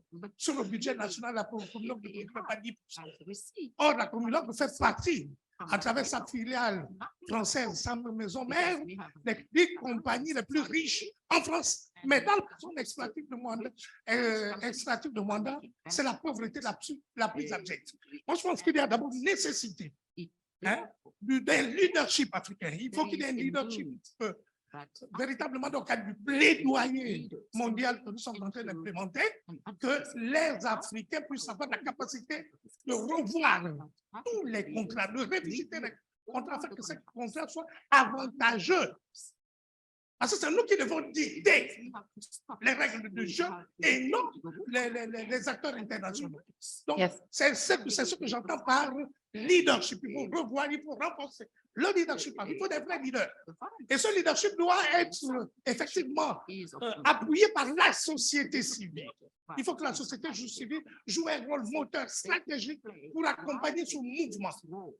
Il ne faut pas qu'il faut encore que l'Afrique soit dupée. L'Afrique qui détient l'essentiel des minéraux de transition doit être au cœur, doit être le maître de son destin et non subir le dictat de l'international. Ça, c'est la chose. Deuxième chose, je termine. Un autre aspect nous paraît fondamental, c'est la corruption politique et l'opacité. La corruption politique et l'opacité. Parce que quand les entreprises chinoises, les entreprises asiatiques généralement viennent chez nous, vraiment c'est le pillage. Les règles ne sont pas respectées. L'environnement est complètement, je vais dire, les atteintes à l'environnement sont dommageables. Moi-même, j'ai mené un combat frontal contre Perenco, qui est la plus grande multinationale pour les pollutions en Éthiopie, la première zone extractive du Gabon. Cette compagnie génère des milliards de dollars, mais pour lui, en même temps, l'environnement, il y a une collusion entre cette compagnie et le gouvernement gabonais. Donc, c'est tous ces défis qu'il faut relever, qu'il faut essayer de s'attaquer. Donc, la corruption politique et l'opacité. Sorry. Thank you so much. Thank you. I think very, very important points raised. Please keep your intervention brief. I beg you. Thank you. Merci beaucoup.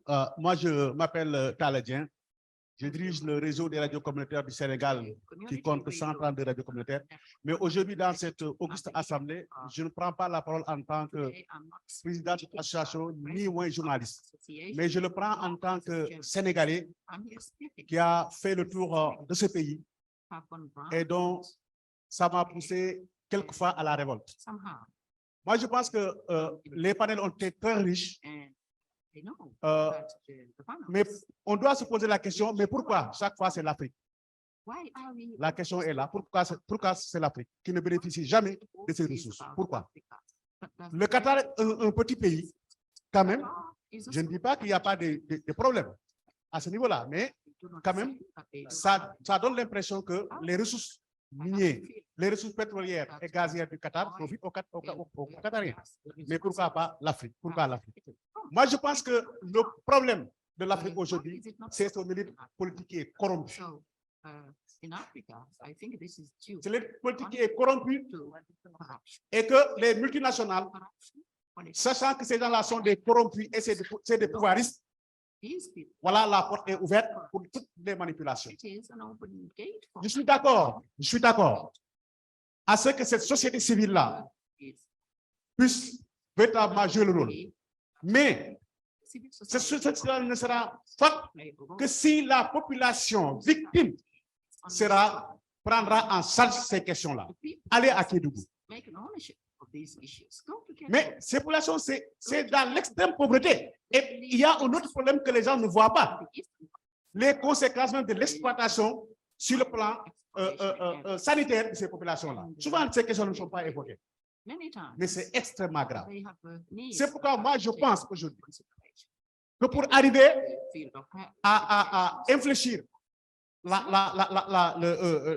le dispositif aujourd'hui, il faut avoir une masse critique des communautés pour pouvoir, en tout cas, faire entendre leur voix. Et ça, il faudra de l'organisation auprès de ces populations.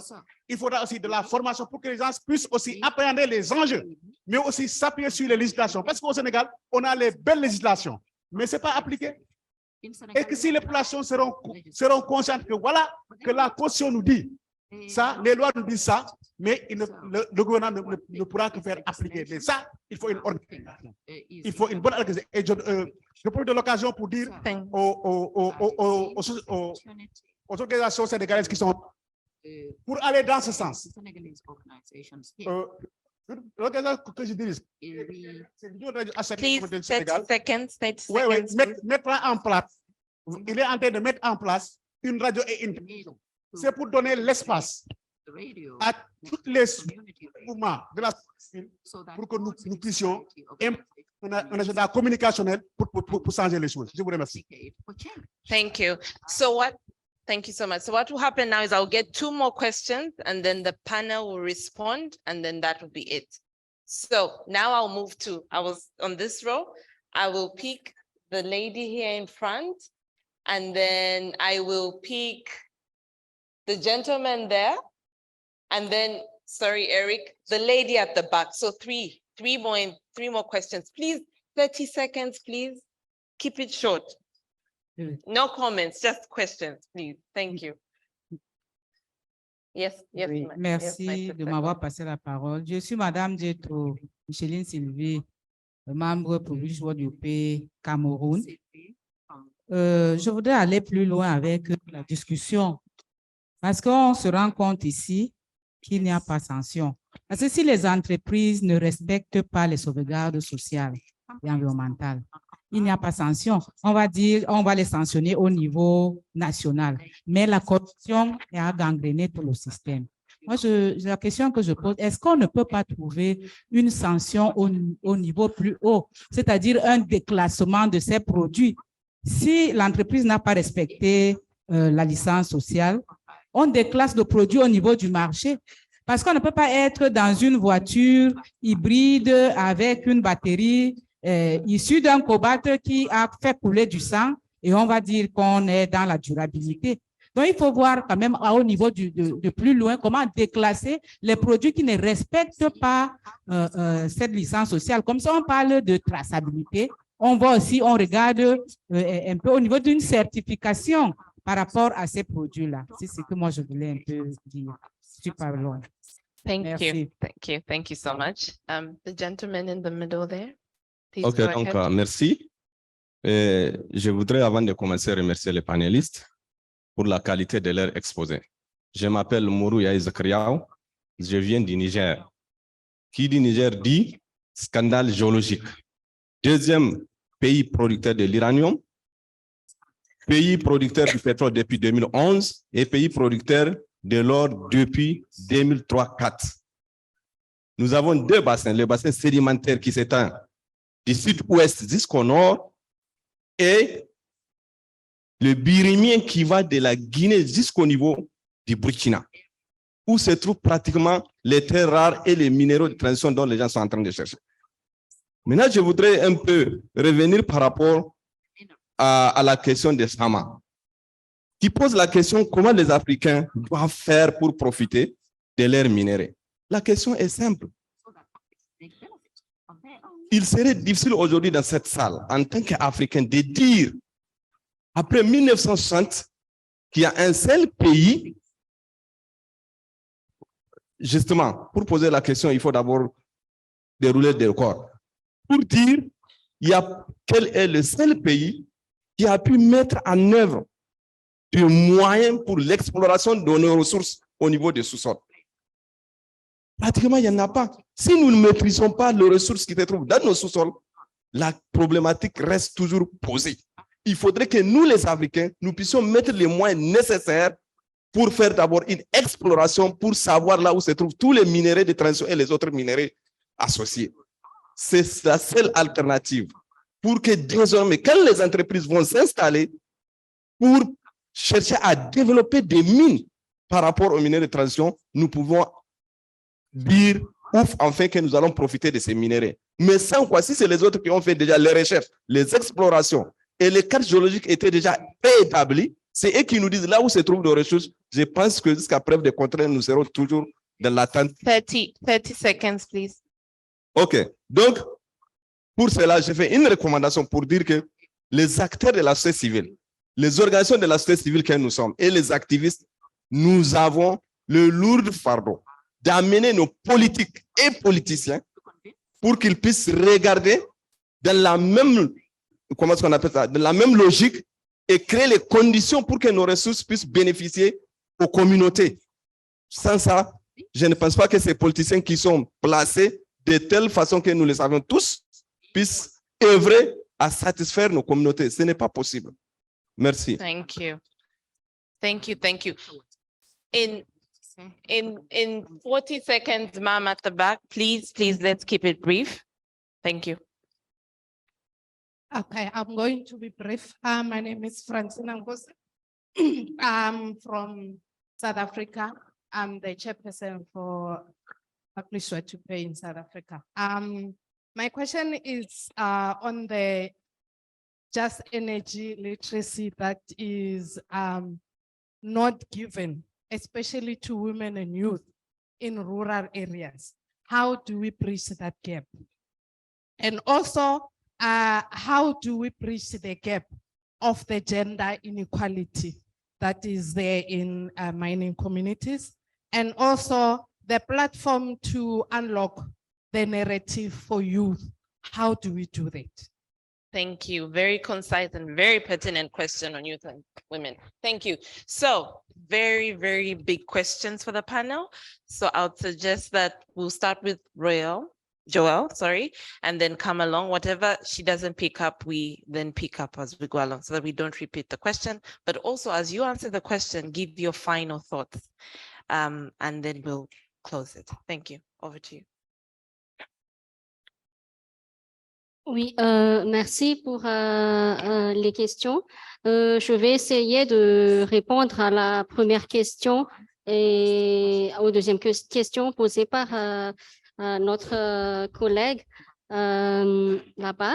Sur les questions se portaient sur comment s'assurer que les sociétés civiles s'expriment dans les sessions, c'est-à-dire aux mêmes tables que les gouvernements. Et comment s'assurer que le gouvernement écoute donc ce que disent les sociétés civiles.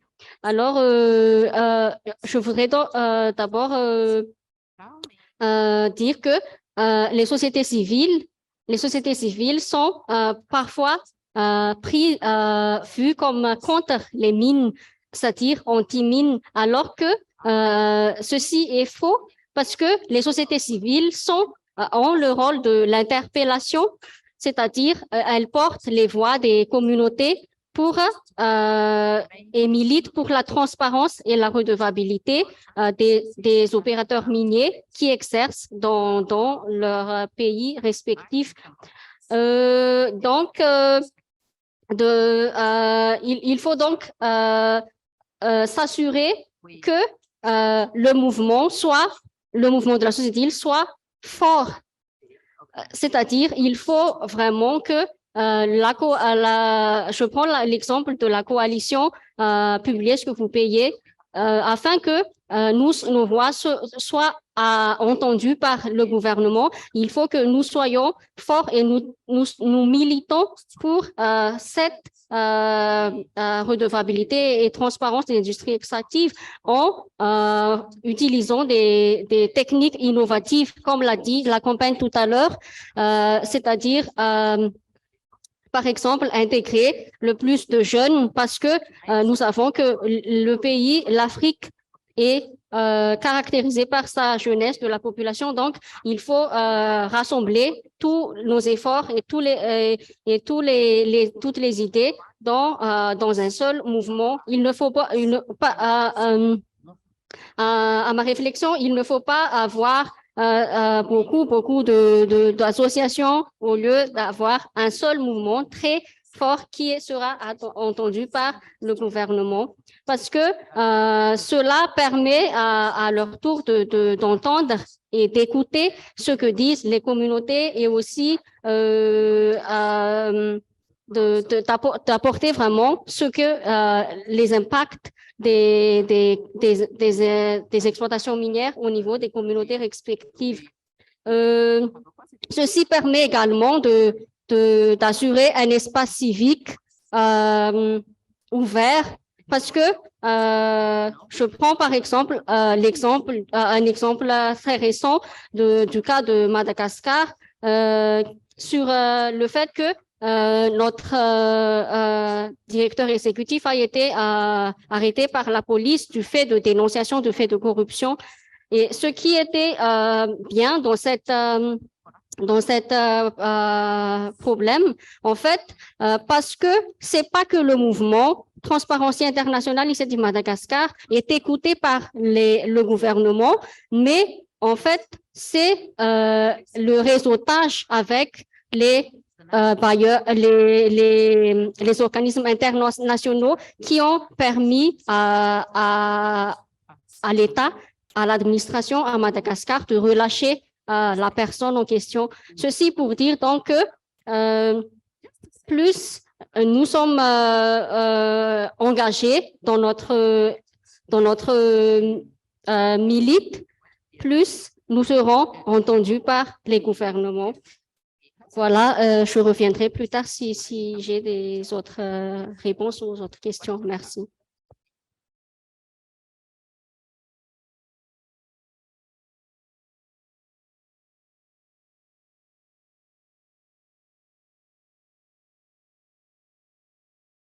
On? Hi, okay, on, okay. Yes, companies. They don't listen to us either, huh? In the countries where they're headquartered. I mean, they're huge power asymmetries. They pollute, they are involved in corruption and political capture. They go after activists with defamation suits. So, you know, we're all in the same boat. But I think in terms of company engagement, I mean, I think to what this gentleman said over here to the right, we really have to start with organized communities, frontline communities, and really listening to what it is that they want. Articulated demands, articulated issues, articulated set of asks that we are supporting organizations then campaigning on. You document the issues, and then you collaborate. So for example, if a certain American company that is extracting gold in Ghana is not listening to communities in Ghana, then you call up your friend in the US to put some pressure on the headquarters. And the other thing that tends to happen is that there's often information gap between what is happening in the information that the country office is sharing with the headquarter office. So having your ally in the headquarter office really make that demand is also important. And then maybe the last thing is we got to make it costly for companies. So I talked about investors, we got to make noise, we got to make it costly. And Carol, you had mentioned this, if you look at the East Africa crude oil pipeline, the investors are dropping off because we are making global collective noise. So it's not just the campaigning that is happening in Uganda and Tanzania, and understandably, there are risks to people protesting. And so that needs to be taken into account. But again, you call up your friends who are in different political environments where they are in a position to put pressure and public pressure. Anyway, but if we look at ECOP, the investors are dropping off because of all the noise that we're making. So we really need to follow the money and also make it costly for companies. Thank you. Thanks, Maria. Nsama, in 2 minutes. The minutes are reducing, I'm sorry. Thanks. So I think it has been spoken to, the aspect of building a movement, a groundswell, that our messages should be rooted in the people, and that the people should begin to speak these messages while we take a bit of a backward or technical support role. I think that might, because politicians only have one day in 5 years in our case where they listen to people. It's elections day. And if we can mobilize people, I think that will give us some leverage. I wanted to speak to the spaces we've created in Zambia, where we are talking to government, co-hosting, co-organizing events. Annually, the Zambia Alternative Mining Endeavor. Just this week, the Minister of Mines was in Wapula, where we are producing manganese. It's a space that we co-created, and we are beginning to find a way to influence from within.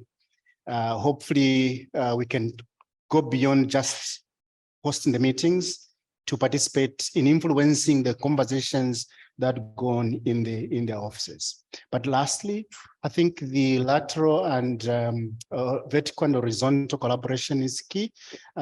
We hear a lot is going on in the global south. A lot is going on at the AUM, DC, the Great Lakes region. I was just on a panel with them last week. And civil society may not be privy to some of these things. So it is difficult for us to influence government, because if we know what they have committed to at continental level, whatever regional body, or what conversations are going on in the EU that the government seems to be listening to, it's easier for us that are on the ground to engage. So perhaps if we can explore that, it will perhaps help us make some strides. Thanks. Thank you, Nsama. Robin, 2 minutes.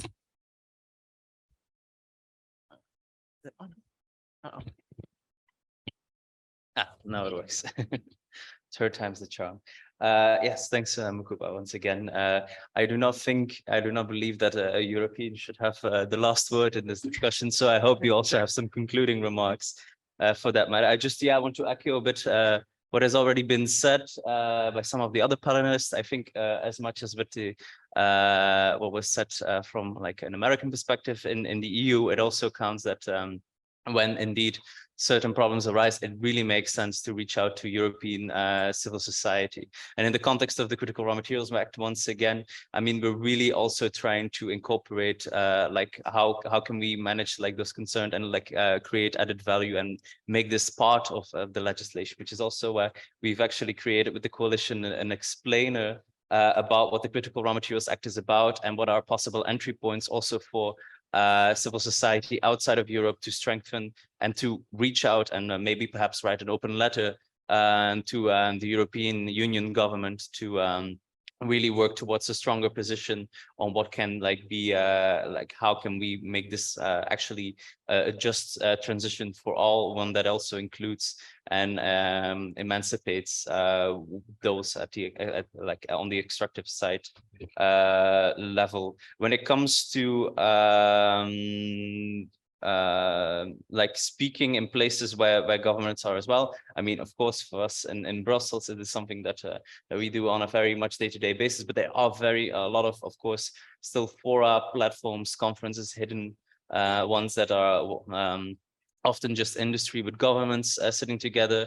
And we are really deliberately having a tactic of trying to work our way into these places by naming and blaming and shaming governments who are really just in bilaterals with governments and with companies without including civil society. And this has proven to pay off quite well. For example, the Raw Materials Week, which is a fora to talk about also critical raw materials on the EU level. We've stated and we've made it clear with all civil society organizations together that we want stronger civil society presence within these processes. So it is possible over time, at least in the EU context. Thank you, Robin. Thank you, all of you. I think just to pull everything together, we've heard what's happening in specific countries. We've heard what's happening at the global level. And clearly this issue around the energy transition and transition minerals particularly is complex.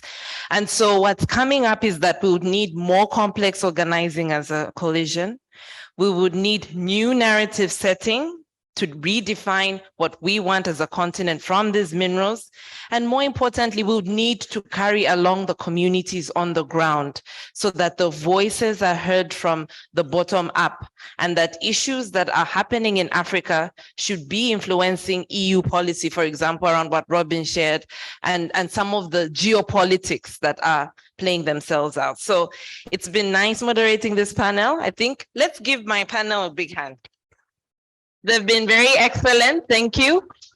And as we close, in 2 minutes, I will invite Nsama to give us the final run home on the campaign. Nsama, please. And a round of applause for yourself. I think you've been an excellent panel, even though it's been hard with the heat after lunch. Thank you. So it's building a collaborative action towards energy transition.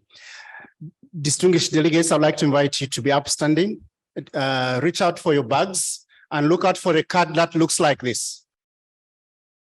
In your bags, in your pack, there is a card that looks like this. If you don't have, please raise your hand. One of our colleagues will come around to give you a copy.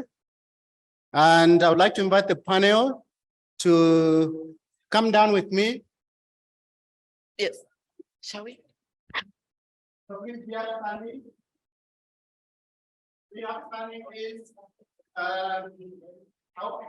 Let's please stand up with our cards.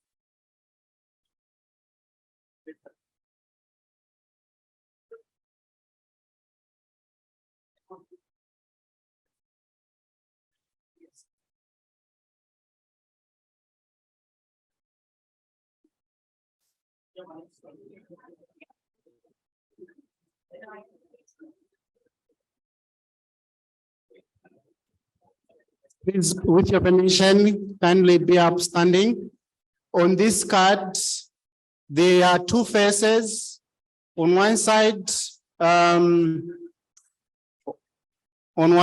it's written in English, demand responsible transition minerals. And then there's a French version on the other. And then on the back side, you see a QR code. With your smartphone, you can scan this if you'd like us to give you more information on the campaign as it unfolds. But also it helps us, it also helps us keep you in touch and perhaps, bring those suggestions that you think can help the campaign even bigger, better. So raise it up. Please raise your card up. And if possible, please, let's get closer into the. We can't see anyone over here or anyone over here. Keep moving together.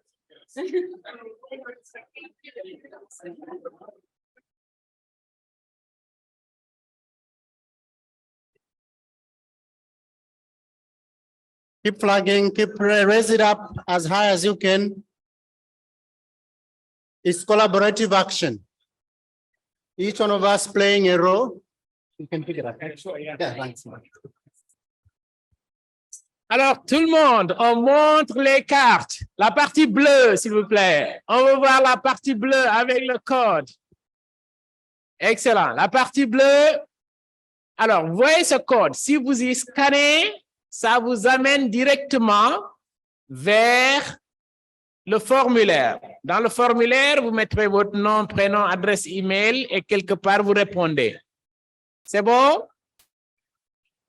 Alors, venez au milieu. Oui, venez au milieu. Venez au milieu. Exact. Venez au milieu. C'est presque fini. Il nous reste que quelques minutes pour terminer. C'est bon? Tout le monde a levé? Excellent. Parfait. Ensemble pour une transition juste et équitable.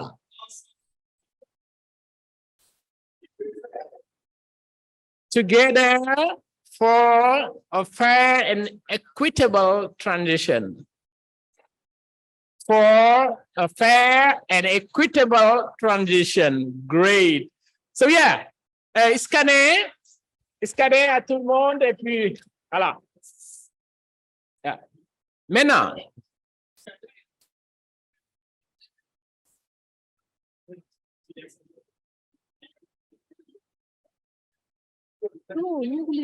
alors, on va finir.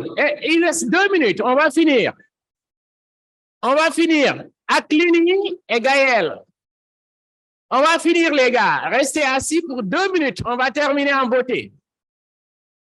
On va clôturer en beauté. On va clôturer en beauté. Merci à nos brillants panélistes. Have you closed? Yeah, you done it. Yeah, exactly. Take a picture. Yeah, exactly. Yeah, come in. Alors, on va terminer en beauté. Gaëlle et Aklini, vous êtes là avec moi? Parfait. Alors, on va clôturer la session en beauté. Et vous vous souvenez, dans les critères de désignation des délégués, on avait invité les coalitions à mobiliser davantage de jeunes parce que le mouvement a besoin de legs aussi. Il faut renforcer les jeunes pour qu'ils puissent aussi prendre la relève progressivement. Ce qui fait que les coalitions qui ont envoyé les jeunes, on les félicite encore. Les coalitions qui n'ont pas de jeunes, nous vous encourageons à mobiliser davantage les mouvements de jeunes pour qu'ils soient assez actifs et responsabilisés dans les coalitions.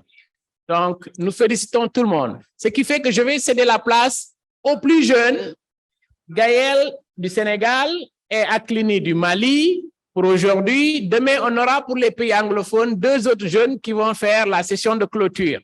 Vous êtes d'accord avec nous? Est-ce que vous pouvez applaudir ces jeunes? Parfait. Alors, je leur cède la place. Gaëlle, à vous. Alors, bonjour à toutes et à tous. On va faire un petit exercice et le but, c'est que vous puissiez nous partager vos impressions durant cette journée. qu'est-ce que vous avez appris, quelles sont vos inquiétudes, quelles sont les leçons apprises. Sans doute, on a des profils différents. Vous appartenez à des organisations de la société civile dont les objectifs stratégiques sont bien divers. Et le but, c'est que vous puissiez nous partager vos impressions et je serai là avec Aklini pour un coup de main. Donc, Aklini, sans doute, tu as des leçons apprises, des inquiétudes. Très bien. En tout cas, merci beaucoup, Gaïa. Bonsoir à toutes et à tous. Bonsoir à toutes et à tous. Good evening. Thank you. Et aujourd'hui, j'avoue que personnellement, j'étais venu de façon très, très curieuse pour apprendre beaucoup de choses. Mais il se trouve que ma valise avec laquelle je suis venu, je l'ai amenée toute vide. Mais de la matinée à aujourd'hui, elle est presque remplie déjà. Parce que j'ai constaté des sujets qui sont d'une importance capitale pour nous, jeunes d'abord, pour nous, Africains. Et aujourd'hui, je me dis que nous devrons nous donner les mains pour travailler. Il y a eu un premier aspect sur lequel nous avons tous discuté, qui est aujourd'hui l'Afrique est désormais le continent sur lequel l'avenir du monde va jouer. L'Afrique est ce continent dans lequel il se trouve l'ensemble des minéraux stratégiques. L'Afrique, c'est le continent qui, de façon géopolitique et géostratégique, l'avenir du monde va se jouer. Et nous avons pensé, nous avons aussi appris, entendu déjà, qu'il y a des efforts, mais des efforts vraiment éparpillés. Et que nous sommes tous revenus à une seule conclusion, qu'il est important à ce qu'aujourd'hui nous puissions ensemble avoir des efforts conjugués, que nous puissions avoir cette synergie d'action afin de pouvoir mieux impacter, afin qu'aujourd'hui, l'écart dont on a longtemps parlé, que ça soit désormais une réalité. Et moi, je dirais ainsi qu'en tout cas, la seule façon pour moi que ça soit une réalité, c'est que nous essayons de sortir de cette théorie, que nous essayons de sortir de ces tout le temps rencontres infinies, que nous essayons de sortir de ces grands débats et de pouvoir agir. Alors, je vais vous demander de répéter avec moi une dernière fois, agissons ensemble pour une transition juste et équitable. Non, je voudrais réellement avoir la salle plus forte, plus haute. Pour une transition juste.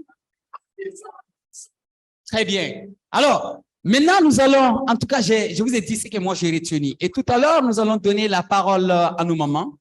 Comme on aime bien les dire, partout où il y a les jeunes, il y a forcément les mamans. Hein? Alors, donc, nous allons prendre les impressions de 3, 2, 4, 5 mamans, voilà, qui ont retenu au moins quelque chose réellement de cette rencontre. Alors, c'est bon? Volontaire ou volontaire désigné? Volontaire ou volontaire désigné? C'est quoi vous préférez? Volontaire désigné? Volontaire ou volontaire désigné? Aklini? Ouais. Il n'y a pas que les femmes, il y a aussi les jeunes femmes qui sont... Ah oui, c'est vrai, il y a aussi des jeunes femmes, voilà.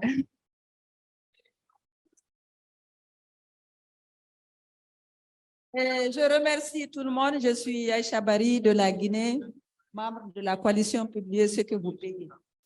Et je suis très contente d'avoir participé depuis ce matin à ce sujet très important, d'où on a parlé aussi de transition énergétique. Et je voudrais dire, entre autres, que cette transition énergétique ne peut pas se passer sans les femmes. Vous ne pouvez pas, il faut savoir que 80% des réfugiés climatiques sont aussi des femmes et donc qui vont subir les méfaits de la transition énergétique. Donc, il faudra des décisions fortes pour faire participer les femmes aux prises de décision. Quand je parle de prise de décision, par exemple, vous remarquerez bien que c'est au niveau des COP qu'il y a beaucoup de décisions qui se prennent. Mais malheureusement, au niveau de ces COP, généralement, les femmes sont absentes. La première COP, par exemple, a enregistré 88% d'hommes.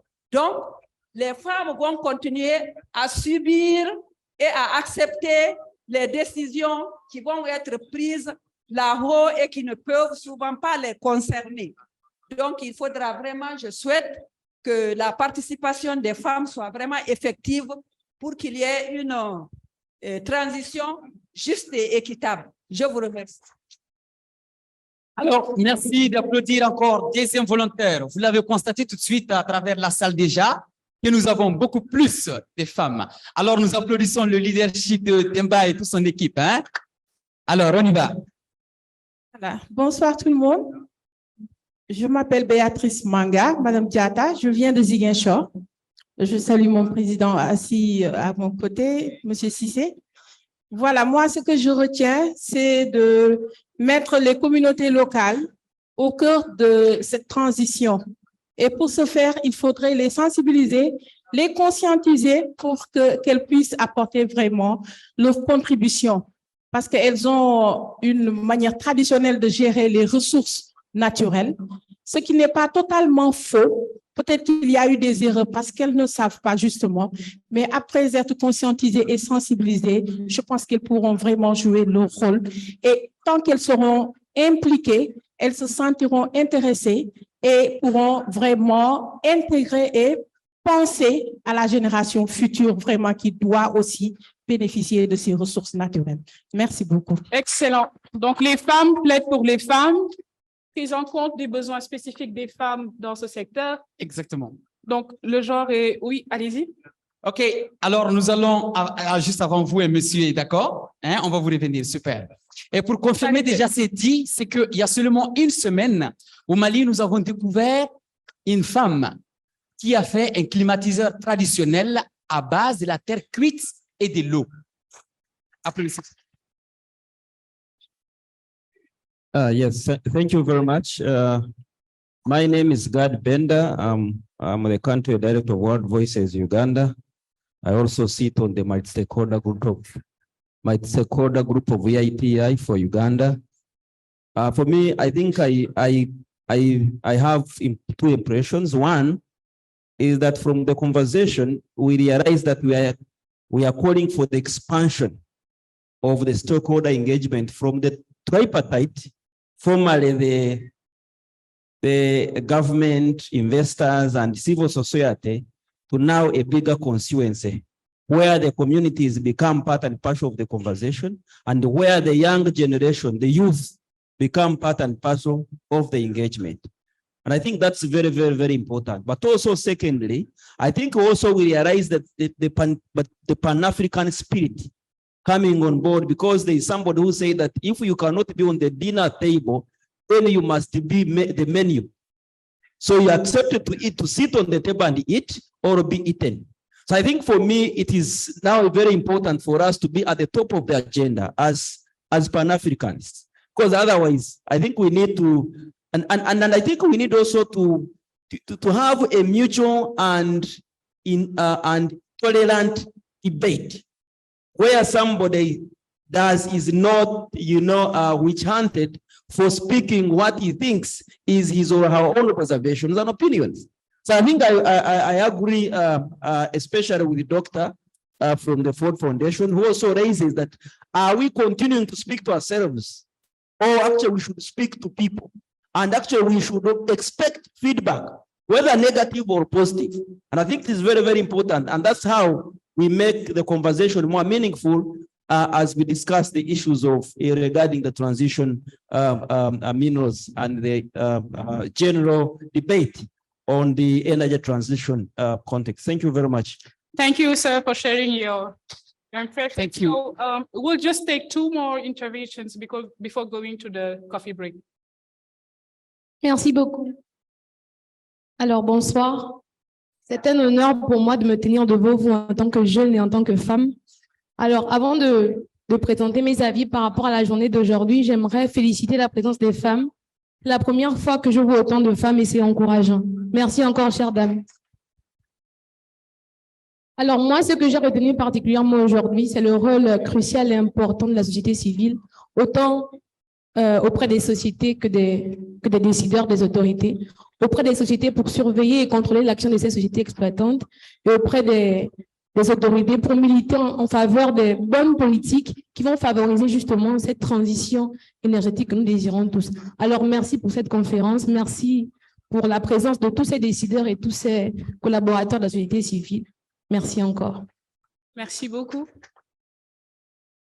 Alors, merci beaucoup. Nous allons donner la parole à un dernier monsieur. D'accord. Apparemment, les mamans commencent à se réveiller. Applaudissez-les.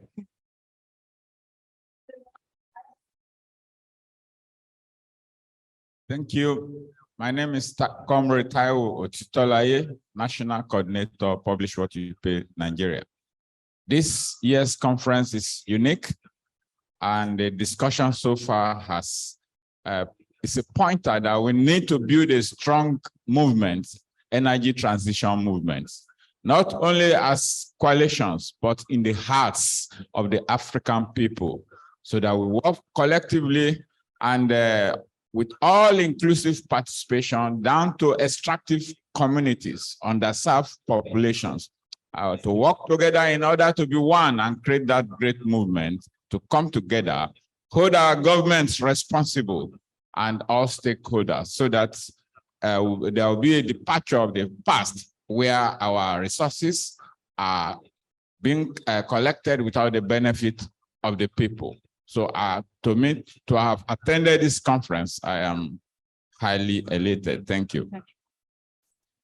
Thank you, sir, for sharing your feedbacks. So we'll give the floor to Aïchatou from Mauritania, please.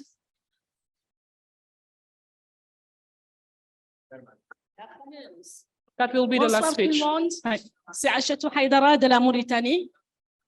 Donc, moi, ce que j'ai retenu, c'est qu'on a eu un groupe de panélistes qui s'y connaissent en la matière et j'ai beaucoup appris. Et j'ai retenu une phrase de notre professeur qui a parlé du transfert des technologies. Je dirais aussi qu'il faut un transfert des compétences, professeur. Parce que quand Demba parle de l'implication des jeunes, je pense qu'il y a des jeunes qui ont fait des études, qui sont à la recherche du travail et qui ont des compétences en la matière. Merci. Voilà. Je suis Ramos, je suis mauritanien. Je crois que il n'y a plus à chercher à plaire aux femmes. Elles sont les plus nombreuses ici. C'est tout à fait normal. Les femmes sont parmi les jeunes. Les femmes sont parmi les adultes. Les femmes sont parmi les vieux et les femmes sont à part également. Mais je vais vous dire une chose. Si demain on ne me donne pas la parole, je porterai plainte pour discrimination basée sur le genre contre la dame aux habits bleus et à la première dame, surtout celle qui a dit les femmes d'abord parce que c'est mes sœurs. Si on me disait cela, quel tenait l'avenir du monde serait invivable. Je m'arrête là, sinon je risque de déborder, de ne pas plaire. Merci. Merci beaucoup. Alors, on est pris par le temps, donc permettez, excusez réellement pour... Alors, en tout cas, nous sommes tous revenus sur la seule conclusion qu'aujourd'hui, nous les femmes, nous les jeunes, nous les adultes, nous devrons tous nous donner aujourd'hui les mains, qu'on puisse travailler ensemble. Cette transition énergétique, elle doit être juste, elle doit être collaborative et nous devons de nous impliquer parce que si jamais nous ne mutons pas vers la transition énergétique, cette transition énergétique va nous obliger à muter vers elle. Merci. Merci beaucoup. Merci, c'est un plaisir de vous entendre. Alors, chers amis, chers membres, chers partenaires, nous voici à la fin de cette journée. Nous remercions nos interprètes qui ont fait un excellent travail. Applaudissez-les aussi. Sans les techniciens, on ne serait pas là. Ils ont été excellents. Les gens de l'hôtel qui nous accompagnent aussi, ils font un excellent travail. Merci à tous. Deux dernières choses. On va partir à la pause, et c'est la pause finale d'ailleurs. On ne reviendra pas en salle. Demain matin, faites tout pour être là à 8h40. Vous avez déjà commencé, vous avez déjà anticipé la session de demain matin. sur comment les femmes devront jouer un rôle particulier dans le contexte de la transition énergétique. Comment la transition énergétique impacte aussi sur les femmes. PWYP a récemment élaboré ce qu'on appelle la politique mondiale genre et avec un plan d'action. Demain, on va cogiter, désagréger cette politique genre et son plan d'action pour voir chaque coalition, chaque organisation, chaque individu, qu'est-ce qui l'intéresse dans ça et comment il pourra la mettre en œuvre. Et enfin, les délégués qui doivent prendre les remboursements pour le frais de dîner, c'est de l'autre côté. Vous faites juste par pays, pas de bousculade, ils sont là jusqu'à 19h. Si vous voulez reposer vous et revenez avant 19h, ils sont à votre disposition. Entre 17h et 19h, ils sont à votre disposition. Donc, bonne soirée, on se revoit demain. Merci beaucoup et à tous les membres du Conseil mondial aussi, du CPA, des coalitions, nous vous remercions. Merci.